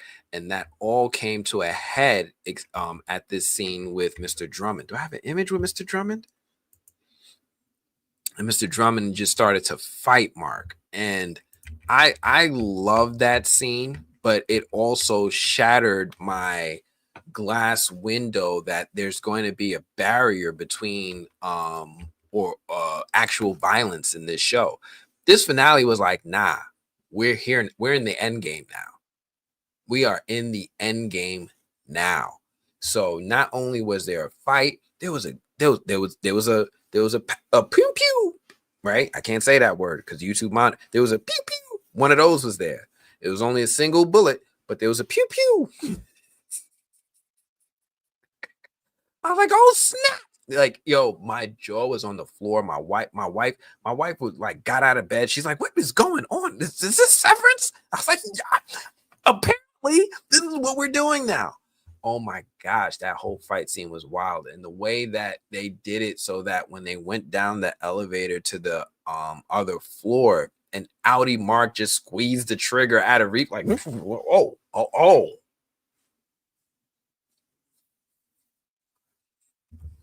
He recovered quick though. He recovered quick. He was like, nah, I'm gonna still go get my wife though. Everything about that I thought was really, really fun to watch. So shout out to Severance for finally introducing something that surprised me. Well, not finally, once again surprising me, breaking down that mental barrier I had between metaphor of work life versus actual violence in the work. Like you don't see fights at work like that. You'd be like, oh my, you think it might go all the way in. I don't know. I just enjoyed it. I'm curious what you all thought about the fight. If you have any experiences like that at work, if anybody got in a fight at work, did this impact you in a different way? Anyway, yeah, that was really cool. And then they finally got down to the basement. Mark finds Gemma. He brings her back upstairs. Yeah, I see what you said. That Drummond's body kept the elevator door open, so he didn't need to keep the genius in the writing. That's genius in writing. Like, no. Make sure you keep the. That's how. And then when he brings Gemma upstairs, any Mark brings us to an impossible choice. And it's a heartbreaking moment. Gemma's screaming at him, pleading. She walked through the door. Her Audi is back. Mark, come with me, please. And she sees the face of her husband, not knowing that he's severed, not knowing that the man standing in front of her doesn't have the personality of the man that she married. She's pleading with him, please, we got to get away now. And any Mark has to make a choice, because down the corner comes Helly, the woman he loves, the woman he's had, he's joined bodies with twice. And it's an absolutely brutal moment. It's gut-wrenching to watch any Mark's processing of his decision in real time. It's like choosing between Netflix and HBO Max. Maybe if the wrong choice means corporate mind control. It's like one of those impossible choices. I don't know. I keep Netflix out of default, but HBO Max is making a case for itself. But it's an impossible choice. What would you have done in Mark's shoes? What would you have done in Mark's shoes? Would you, if you were Mark, would you, any Mark at that? You think you would have went with Gemma knowing that it might have been the end of you, or would you have made the choice to stay in ignorant bliss with your any Helly and running down the hallway? But yo, the ending shot of Mark and Helly running down the hallway, that's powerful. With the red lights, I was like, yo, these guys are doing their thing with the cinematography right now. They are really doing their thing with the cinematography right now. But where are they going? Where are they going? They're just running through the hallways like, oh, we're gonna be happy. Oh. It's like when you have your high school girlfriend and you move out of your parents' house. We're gonna make a life for ourselves. We don't need you, Dad. I don't need your basement. I don't need your food. I'm gonna go get a job, and we're going. But where are you going right now? Stupid. Like, where are they going? But it was the cinematography, the direction of the scene was beautiful. And the Windmills of Your Mind, that song playing in the background, right? It just adds to the eerie, mind-melting experience. But where are they going? Where are they going? There's no way they're escaping their Slack notifications. Where are they going? But yeah, let me know what you guys think. What decisions you would have made, and share your interpretations of these moments, because I'm really curious how everyone else received these moments in the episode. What are you guys saying? I want him to flip out and turn on Lumen. Milchick could flip out, but he seems terrified.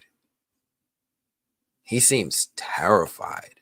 Something is keeping him in line. And plus, he also seems like somebody who was possibly raised similar to Miss Huang to be compliant. Jen, the teacher, what else you got for me? Man, you on fire tonight, Jen. You got comments tonight. Yeah, I see you.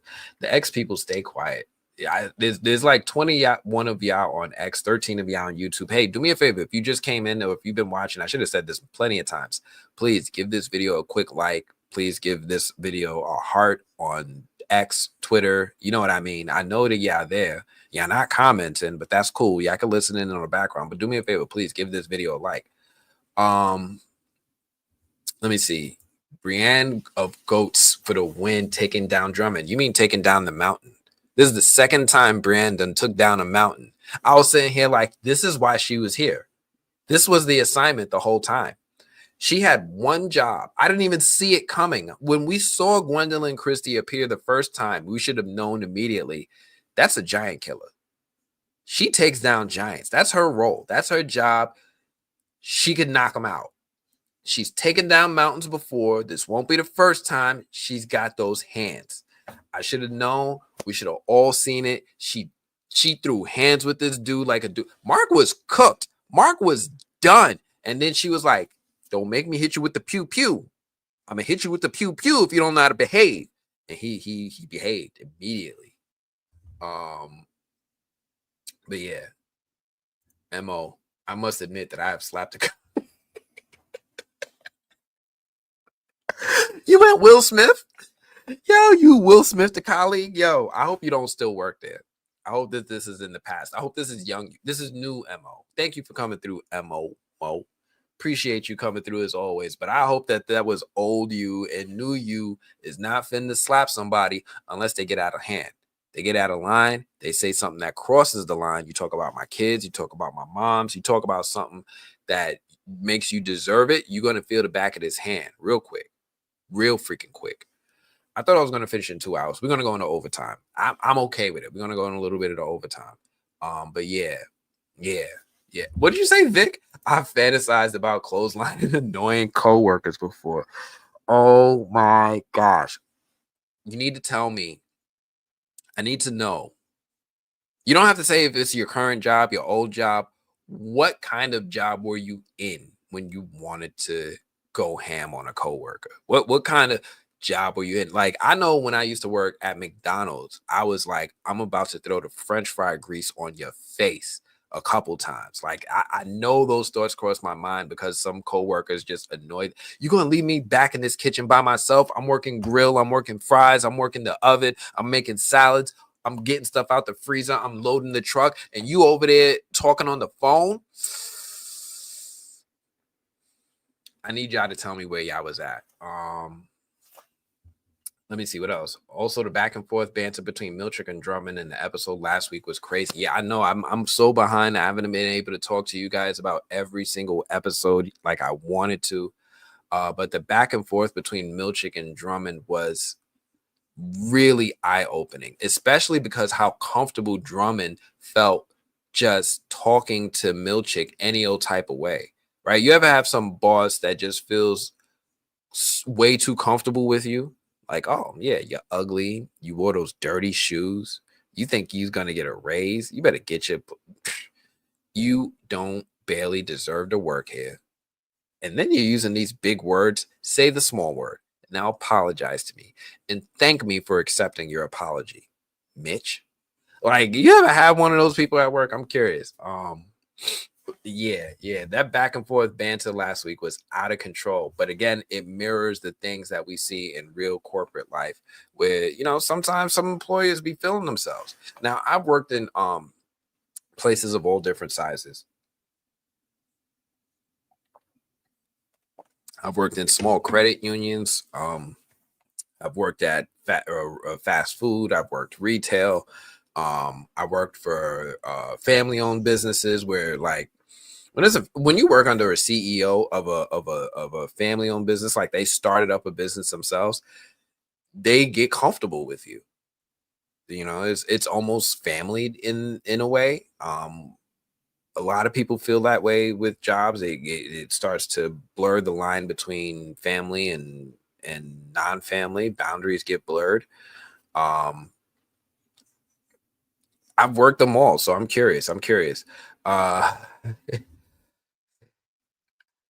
I have used devour feculence several times and use it as a teaching moment proudly. Wait a minute. What grade do you teach? I need to know. Like, what grade level is feculence in 2025? I would have said feculence was a high school word back when I was in high school. Maybe it's junior high. I don't know. It would be cool if like kids today aren't cursing. Devour feculence, dad. like Severance's influence on the world is going to be massive. We need to make this a thing. I'm going to start using it. I need you all to commit to start using it. I'm going to tell somebody when I get to work to devour feculence in unison, in camaraderie with the rest of my Lumen employees who are doing this. I appreciate you all. Oh yes, we're going back to this. Audi Gemma, from her perspective, she's kissing her husband one moment, and the next she's watching her husband run off with another woman. She's got to be confused on so many levels. I know that she understands to a degree about Severance because she's been living down there for 2 years, and she knows when she walks in rooms, she doesn't remember things. But I know that she has no idea that Mark is severed. So I felt for her in that moment. That acting, that was timely. That was on point. I was fighting back tears. It was so good. But yeah, let me know what you all think of Gemma's performance as well in that moment. Any Mark in his mind did the right thing. He rescued Gemma and gets his girl. A fairy tale. Lumen is their castle of this never-ending, severed happily ever hereafter. Yeah, he's very short-sighted. He's very, very short-sighted. He's a young child in an adult's body. He is not thinking long-term. He's like, I'm going to get her and we'll be happy. But what about in an hour from now? What about when you get hungry and you need something to eat?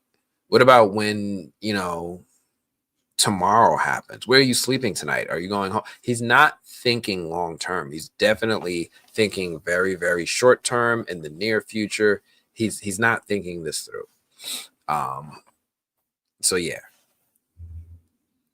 What did you say? Now that I'm physically back at my work site, I hope I never have to use devour feculence, but I'll keep it in my back pocket. Yeah, I know a lot of us are getting back to work.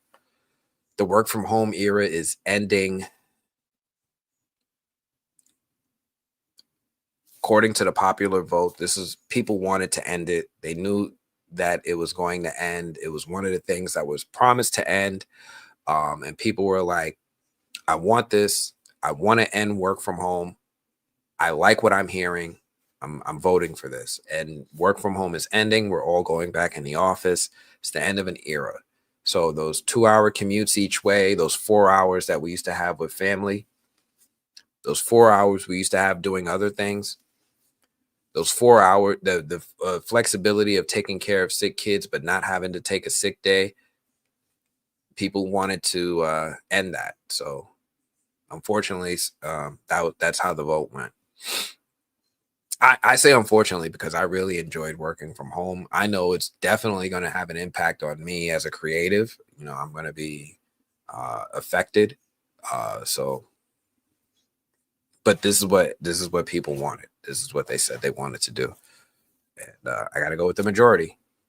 Anyway, Vic said they're running back to the plastic.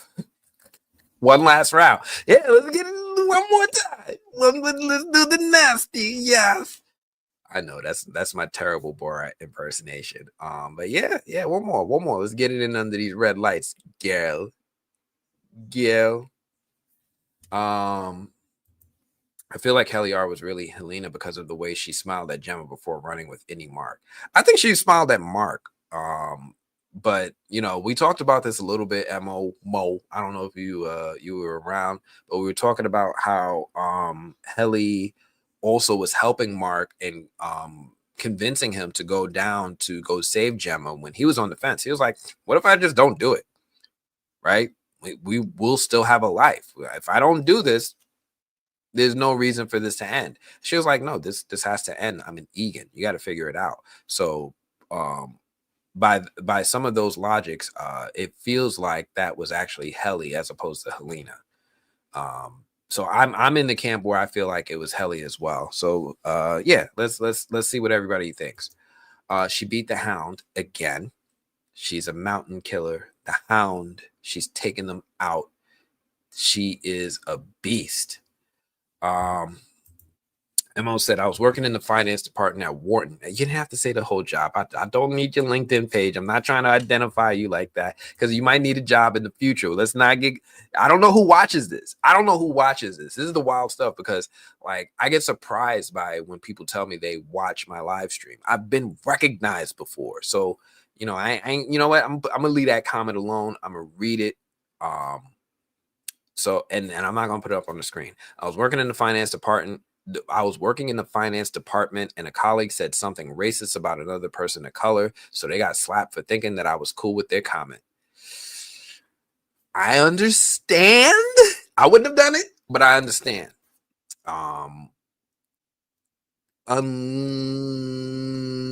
Maybe it depends on my age. I think when I was in my 20s, I probably would have quick with the hands too. By the time I hit my 30s and I had people depending on me, I was a lot less likely to just do something so on that impulse. But I understand. I get it. I get it. Jen the teacher, high school, 9th to 11th grade. Okay, devour feculence. It's a teachable moment. How many of the kids understood the reference though? How many of them knew that this was from Severance? I'm curious. Oh, your students watch Severance too? Why didn't you tape that? I would have loved to play that clip. Devour feculence. They just like, they're just like, she watches Severance. I would have loved that. Let's see what else. Dyken Lockman's performance was so good. I wanted Mark to go with Heli, but my heart goes out to Gemma and Audi Mark. Yes. Her performance was she's barely in the show, but when she shows up, it's like something beautiful is going to happen. Like, you see this moment right here? You see that intimacy? Like, Mark, what are we doing? Like the way that she was able to transition from one to the other. Like Mark's transition from Innie to Outer Mark, there's less body language difference as opposed to when Gemma goes from Innie to Audi. It's a huge difference. Like her eyes dull, her tone changes. I feel like her cheekbones get higher. I don't know. Like it's a big difference, and she's doing a great job in this show. So shout out to her. What else we got? What were you saying? I have a job interview Monday, hoping I get it and don't want to tell my boss to devour feculence. Yo, shout out to you. I absolutely hope you get the job. I hope it's everything that you want it to be, and then it brings you further in life. I wish I could give some tips on job interviews. I haven't had to do a job interview in a while. I'm one of those people who, like, when I get to a job, I plant roots. I'm going to be 10 years at my job in June. The last job I had prior, I was there for 10 years. I've only had like 2 jobs in my adult life. I've been blessed in that way. But if I ever get an opportunity to give you some tips, I absolutely will. I know you got this. And you got, look, the Fromely's coming out. We got you. You got to definitely let us know. Monday night movies. We're going to do Monday night movies. as long as I don't have anything crazy coming up. The only thing that's been crazy that's really been affecting these live streams is like they're like, oh, do you want to go to the screening? Oh, do you want to go to this red carpet premiere? Oh, do you want to talk to the cast of Severance? And I'm like, of course I want to talk to the cast of Severance. Didn't y'all want to see me talk to the cast of Severance? You know what? Why don't I bring up my interview with some of the members of the cast of Severance? Because I got to talk to some people from the cast of Severance. Did I tell you I got to talk to some people from the cast of Severance? When I tell you this is hot off the presses, I might even get in trouble. I don't even know. So, and shout out to the movie guru for the Frumley. Y'all guys know the movie guru. He is one of the Frumley. He was a member of our Africa roundtable where we were able to talk to Milchick and Dylan, Tremel Tillman, and Mark Cherry from Severance. So let me roll up the footage, right? Let me bring it on up. I got to talk to some people from Severance. This is not a common thing here. Wait, did I do this properly? You know what? So here's the thing. This just happened. When I say it just happened, it happened at like maybe like 2-3 hours. We've been going live for 2 hours. So it happened like an hour before the live. So you see me playing musical chairs with the live start time, 6, 5, 5:15, all this stuff. It's because I'm rendering, I'm editing, like, oh my goodness, am I gonna have this ready in time for this? I want to put it in the live stream. And I was able to do it. So let me bring up the interview for you guys to check out. This is fresh off the presses. And just so you guys know, this is not the final edit. Like, I threw this together. You're gonna see stuff that is painfully unfinished. So please be kind. All right, be nice, guys. This is tough, but because you guys are the family, I decided to share it with you all. Africa group.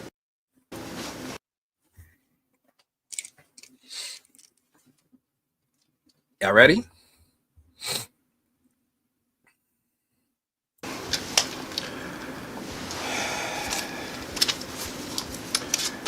Thank you, gentlemen, both for showing up promptly and on time on your first day with the Africa group. I would appreciate if you enjoy all questions equally. Now, in Severance, both of your characters embody the tension between being the enforcer of an unyielding system and yearning for genuine human connection, whether it's through handing out brief moments of joy with waffles or struggling with personal family loss.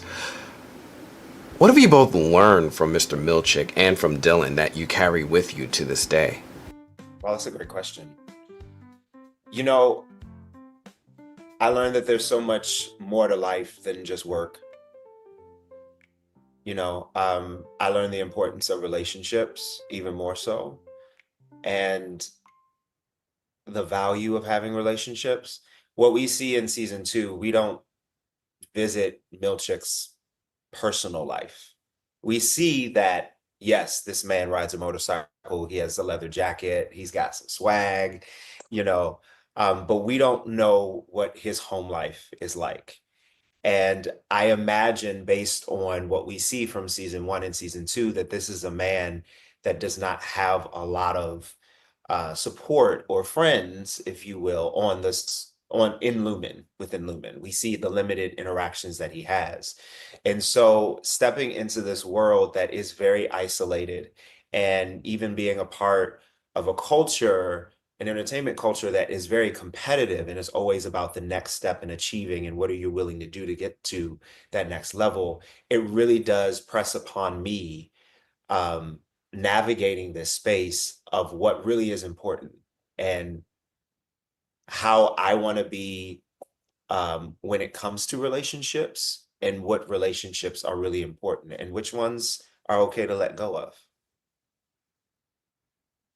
I think for me, it definitely has made me think a lot about how much I'm willing to how I value myself in relationship to my work, in the sense that, I think something that the characters, especially the innies, are really trying to establish is that they don't just exist just to do this work, right? And I think even in our world, you can sometimes feel like that. It can feel very just like, you know, you're here to do the job and we don't really care about what else is going on. So it has made me much more willing to kind of speak up for myself. And sometimes it's in small ways where it's like, no, I just need to go to the bathroom right now. I need 5 minutes. What, just little things like that, but also in bigger ways in terms of projects that I am just sort of, maybe I'm not interested in doing that because it's not really worth my time or it's not worth what I'm willing to put into it. So it has definitely made me a lot more thoughtful about how much I'm willing to give myself over to my work.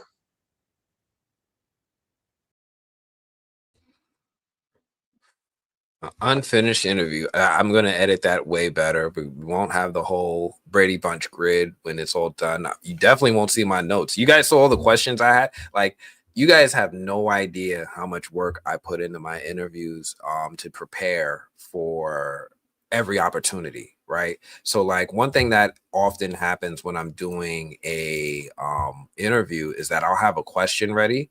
And if it's like a round table, if we're in a situation where there's multiple people doing interviews, you might hear someone ask your question, right? That happens. You'll be like, oh man, I wonder what's Milchick's middle name? And then somebody 2 seconds before you, yeah, what is Milchick's middle name? That might happen. So I tend to have like these wild scripts with like multiple questions. I mean, I'm a peel back the curtain a little bit for you guys because I like y'all. So like you saw that Word document where I had all these questions ready for them. I had Tremel Tillman questions, I had Zach Cherry questions, and then I ended up asking this question for both. But yeah, in case you guys were wondering, like, well, why did he have a Word document open? Like that's what that was. You got to always have a primary question, 2 backup questions, and a question for both talents if you're going to be speaking to multiple people. So this is a little bit of advice for people who are coming up, who are watching me and saying, I want to get into this too. I'm gonna give you some free advice. That's what I was saying. It's really cool that the movie guru was there, and you guys might not even recognize him because I think he does his videos anonymously. But I know what he looks like because he and I talk like we turn on the camera sometimes, like, yo, bro, why you? Anyway, he was there. But yeah, it was just me. I just wanted to peel back the curtain a little bit in case you're watching, you have aspirations to follow in these footsteps. You're like, yo, I want to cover from season 4. I don't know where to begin. I've never done interviews before. I'll definitely drop jewels throughout my videos to help people because I'm seeing you guys get into it and I love it. I love it. I love walking in and I'm like, oh snap, you here? That's great to me. That is wonderful to me. But I appreciate you. What is this? What are you guys saying? Miss Casey is so polite. Mark asks, what is taking place? She's so educated, but also childlike. Like, what's going on, Mark? Like, she don't say it like that, but she says it. She says it. Heck yeah, we want to see your interviews with the Severance cast. I need to get more interviews. So again, I will next time. I will make an effort to do so. I'm kicking myself for not interviewing the Severance cast. I'm kicking myself for not talking to the cast of the Wheel of Time because I now am on board with the Wheel of Time. I've been binging it. I've got access to all of season 3. I wanted to do deep dives on it, and I thought about doing coverage on it, but for real, I didn't watch the first 2 seasons of The Wheel of Time ahead of time. And I was like, all right, well, maybe I could just watch some recaps, bookend the episodes, right? The first episode and the last episode of each of the seasons. And I could just go into season 3 and just, power through. But after I watched the premiere of season 3 and I saw everything that happened, I was like, nah, I got to do this show justice. And I'm going to go back and watch seasons 1 and 2. And then I'm going to start covering season 3 in midtime. So in real time. So I'm on the finale of season 1 now. I'm hoping to finish season 2 by Monday, and I'm hoping that by next week I'll be ready to get into season 3 because I'm really, really, really enjoying the Wheel of Time. I'm still looking forward to what's going to be the next show that we cover in deep dive. Definitely got some more movie stuff coming up. Just so you guys are aware, what are my next screenings? I have. Oh, I'm going to be talking to John Bernthal and Ben Affleck about The Accountant tomorrow. That's tomorrow. Going to get to talk to John Bernthal, who plays the Punisher, and he's also in The Accountant too. I'm going to talk to them tomorrow. Next week, I'm going to see the movie The Woman in the Yard. I'm a little nervous about this one because they're giving me my screening on a Thursday, and the movie releases the next day. So I'm like, that's a red flag. That is a red flag. Like, if you're not giving me the screening on Monday, Tuesday, and I'm only getting a few hours head time to get my thoughts out there, that's a red flag. That I don't like the way that makes me feel. Woman in the Yard, and then I have The Apprentice coming up in April, but it's not for a little bit. But yeah, definitely got some cool stuff coming up. I'm curious what you guys are looking forward to. I appreciate you. Your prep work shows in the quality of your work. Thank you. I'm still low-key embarrassed by the way I've covered Severance this season. I would have preferred to put out content that was along the lines of what we did with From. I think about sometimes going back and doing deep dives in season 2, but I think we should just go forward at this point. But I appreciate you. I appreciate you too, PS Vic. I appreciate you both. Have you done a live stream for Paradise yet? If so, I need to find it. So I've done segments with the New Blurred Order where we talked about Paradise, but I haven't done solo coverage on Paradise. I wanted to do it with this stream, but this stream is going kind of long, so I'll probably save it for Monday. But Paradise was really, really good. It was really good. I even like the way it ended, but we could talk about that on Monday. Interview with Michael B. Jordan next month. Actually, it should be coming maybe this month because the movie comes out next month. So let me reach out to Warner Brothers. I did flag that with them. I wanted to talk to Michael B. Jordan and Ryan Coogler.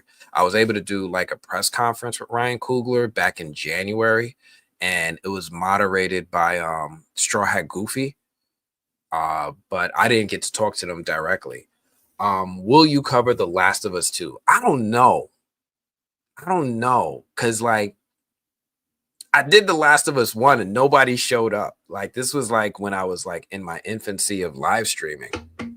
So like if you look, like I did let me see if it's on my channel still. I did like coverage of The Last of Us 1, but I was so terrible at live streaming at the time. I could be my own critic.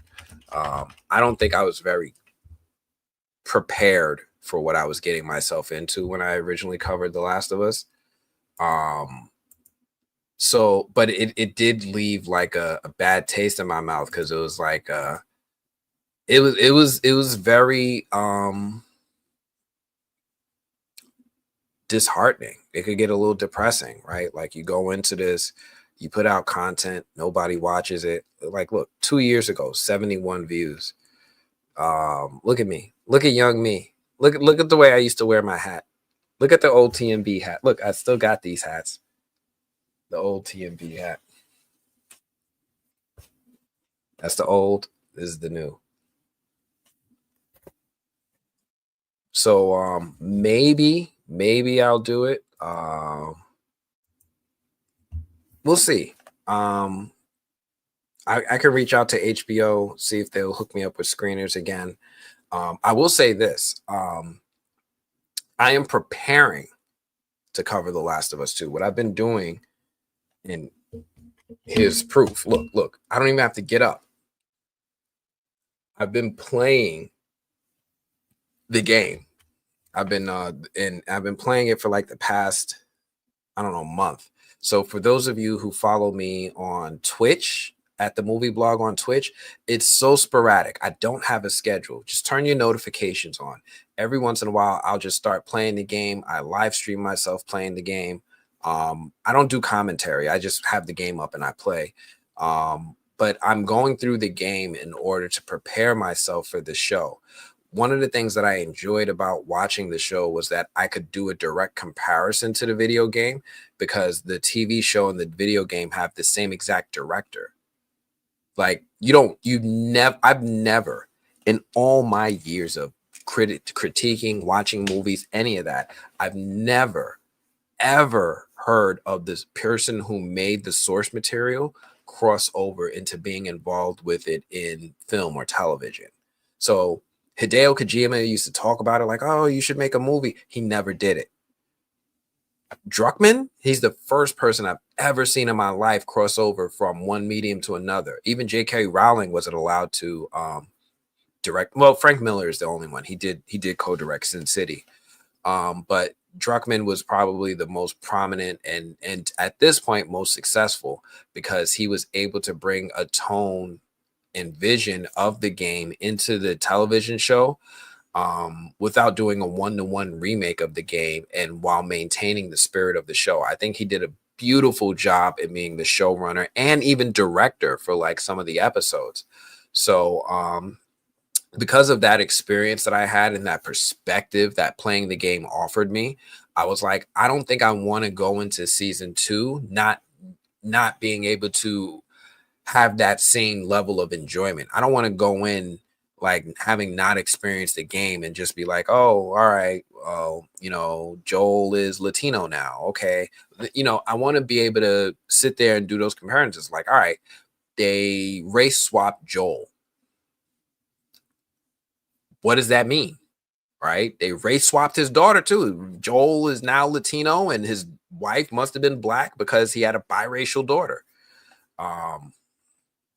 So like, yeah, I'm going through the game right now to find those aspects that I enjoyed. Now, for those of you who, I'm trying to be careful because I know some of you are going to go into The Last of Us 2 and don't want to be spoiled. I will say this. I am up to the part without context, without spoiling. Abby, I'm somewhere with Abby. I'm gonna just say that. I'm somewhere with Abby. That's it. Markeisha says, I'll show up for The Last of Us. I might do it. Let me reach out to my HBO people, see if they'll hook me up. It might be too late because the show is supposed to come out in like 2 weeks. We'll see. Markeisha, me too. I didn't know about the movie blog last year. I'll definitely tune in for it. I'll see. I did love that show. The hard part is that Warner Brothers and HBO is very, very strict with reusing their footage. I might have, if I do cover it, I might have to I don't know if I'll be allowed to do deep dives. Like I won't be able to go scene for scene like that. I don't know, but we'll see. But I appreciate you. Found you from now I'll be here. Thank you. I appreciate you all. But anyway, I think that's everything I have for tonight. It's 7:30. Dinner's ready. We've been going live for 2.5 hours. We were able to talk about Severance. We were able to talk about the Tyler Perry movie, the premiere. I'm going to put some more clips from the after party on my Instagram. So if you guys aren't already following me on Instagram, please go over there to the Instagram at the Movie Blog Online and give me a follow. We talked about Jonathan Majors and his marriage and how he aggressed her. And I got my picture with Tyler Perry. Anyway, it was cool. Duplicity, check it out. It's on Amazon Prime right now. Paradise, I'm gonna have to save it for Monday. Shout out to Jen, the teacher, for coming through and teaching her students Devour Feculence. Of course, Frankie, Markeisha, I appreciate y'all encouraging me to cover The Last of Us 2. I might have to do it. P.S. Vic, thank y'all for coming through. Y'all always are fun. Skylar the writer, I know when you watch the replay, I want you to come back and let me know your thoughts on those final moments as well. Mo, stop slapping people. Or hopefully not. No. I take that back. Hopefully them people stop making you slap them, right? Because they don't need to find out. But I know sometimes you got to pop up and all right. All right. But I appreciate y'all all for coming through, keeping this live going. All you Twitter people, all you people on X, like 2/3 of y'all is on X. None of y'all is commenting. I told y'all before, I see y'all comments. They don't do it. But thank you all so much. I appreciate y'all until Monday, or maybe till tomorrow morning with the new blurred order. I'm going to check you all later. Peace.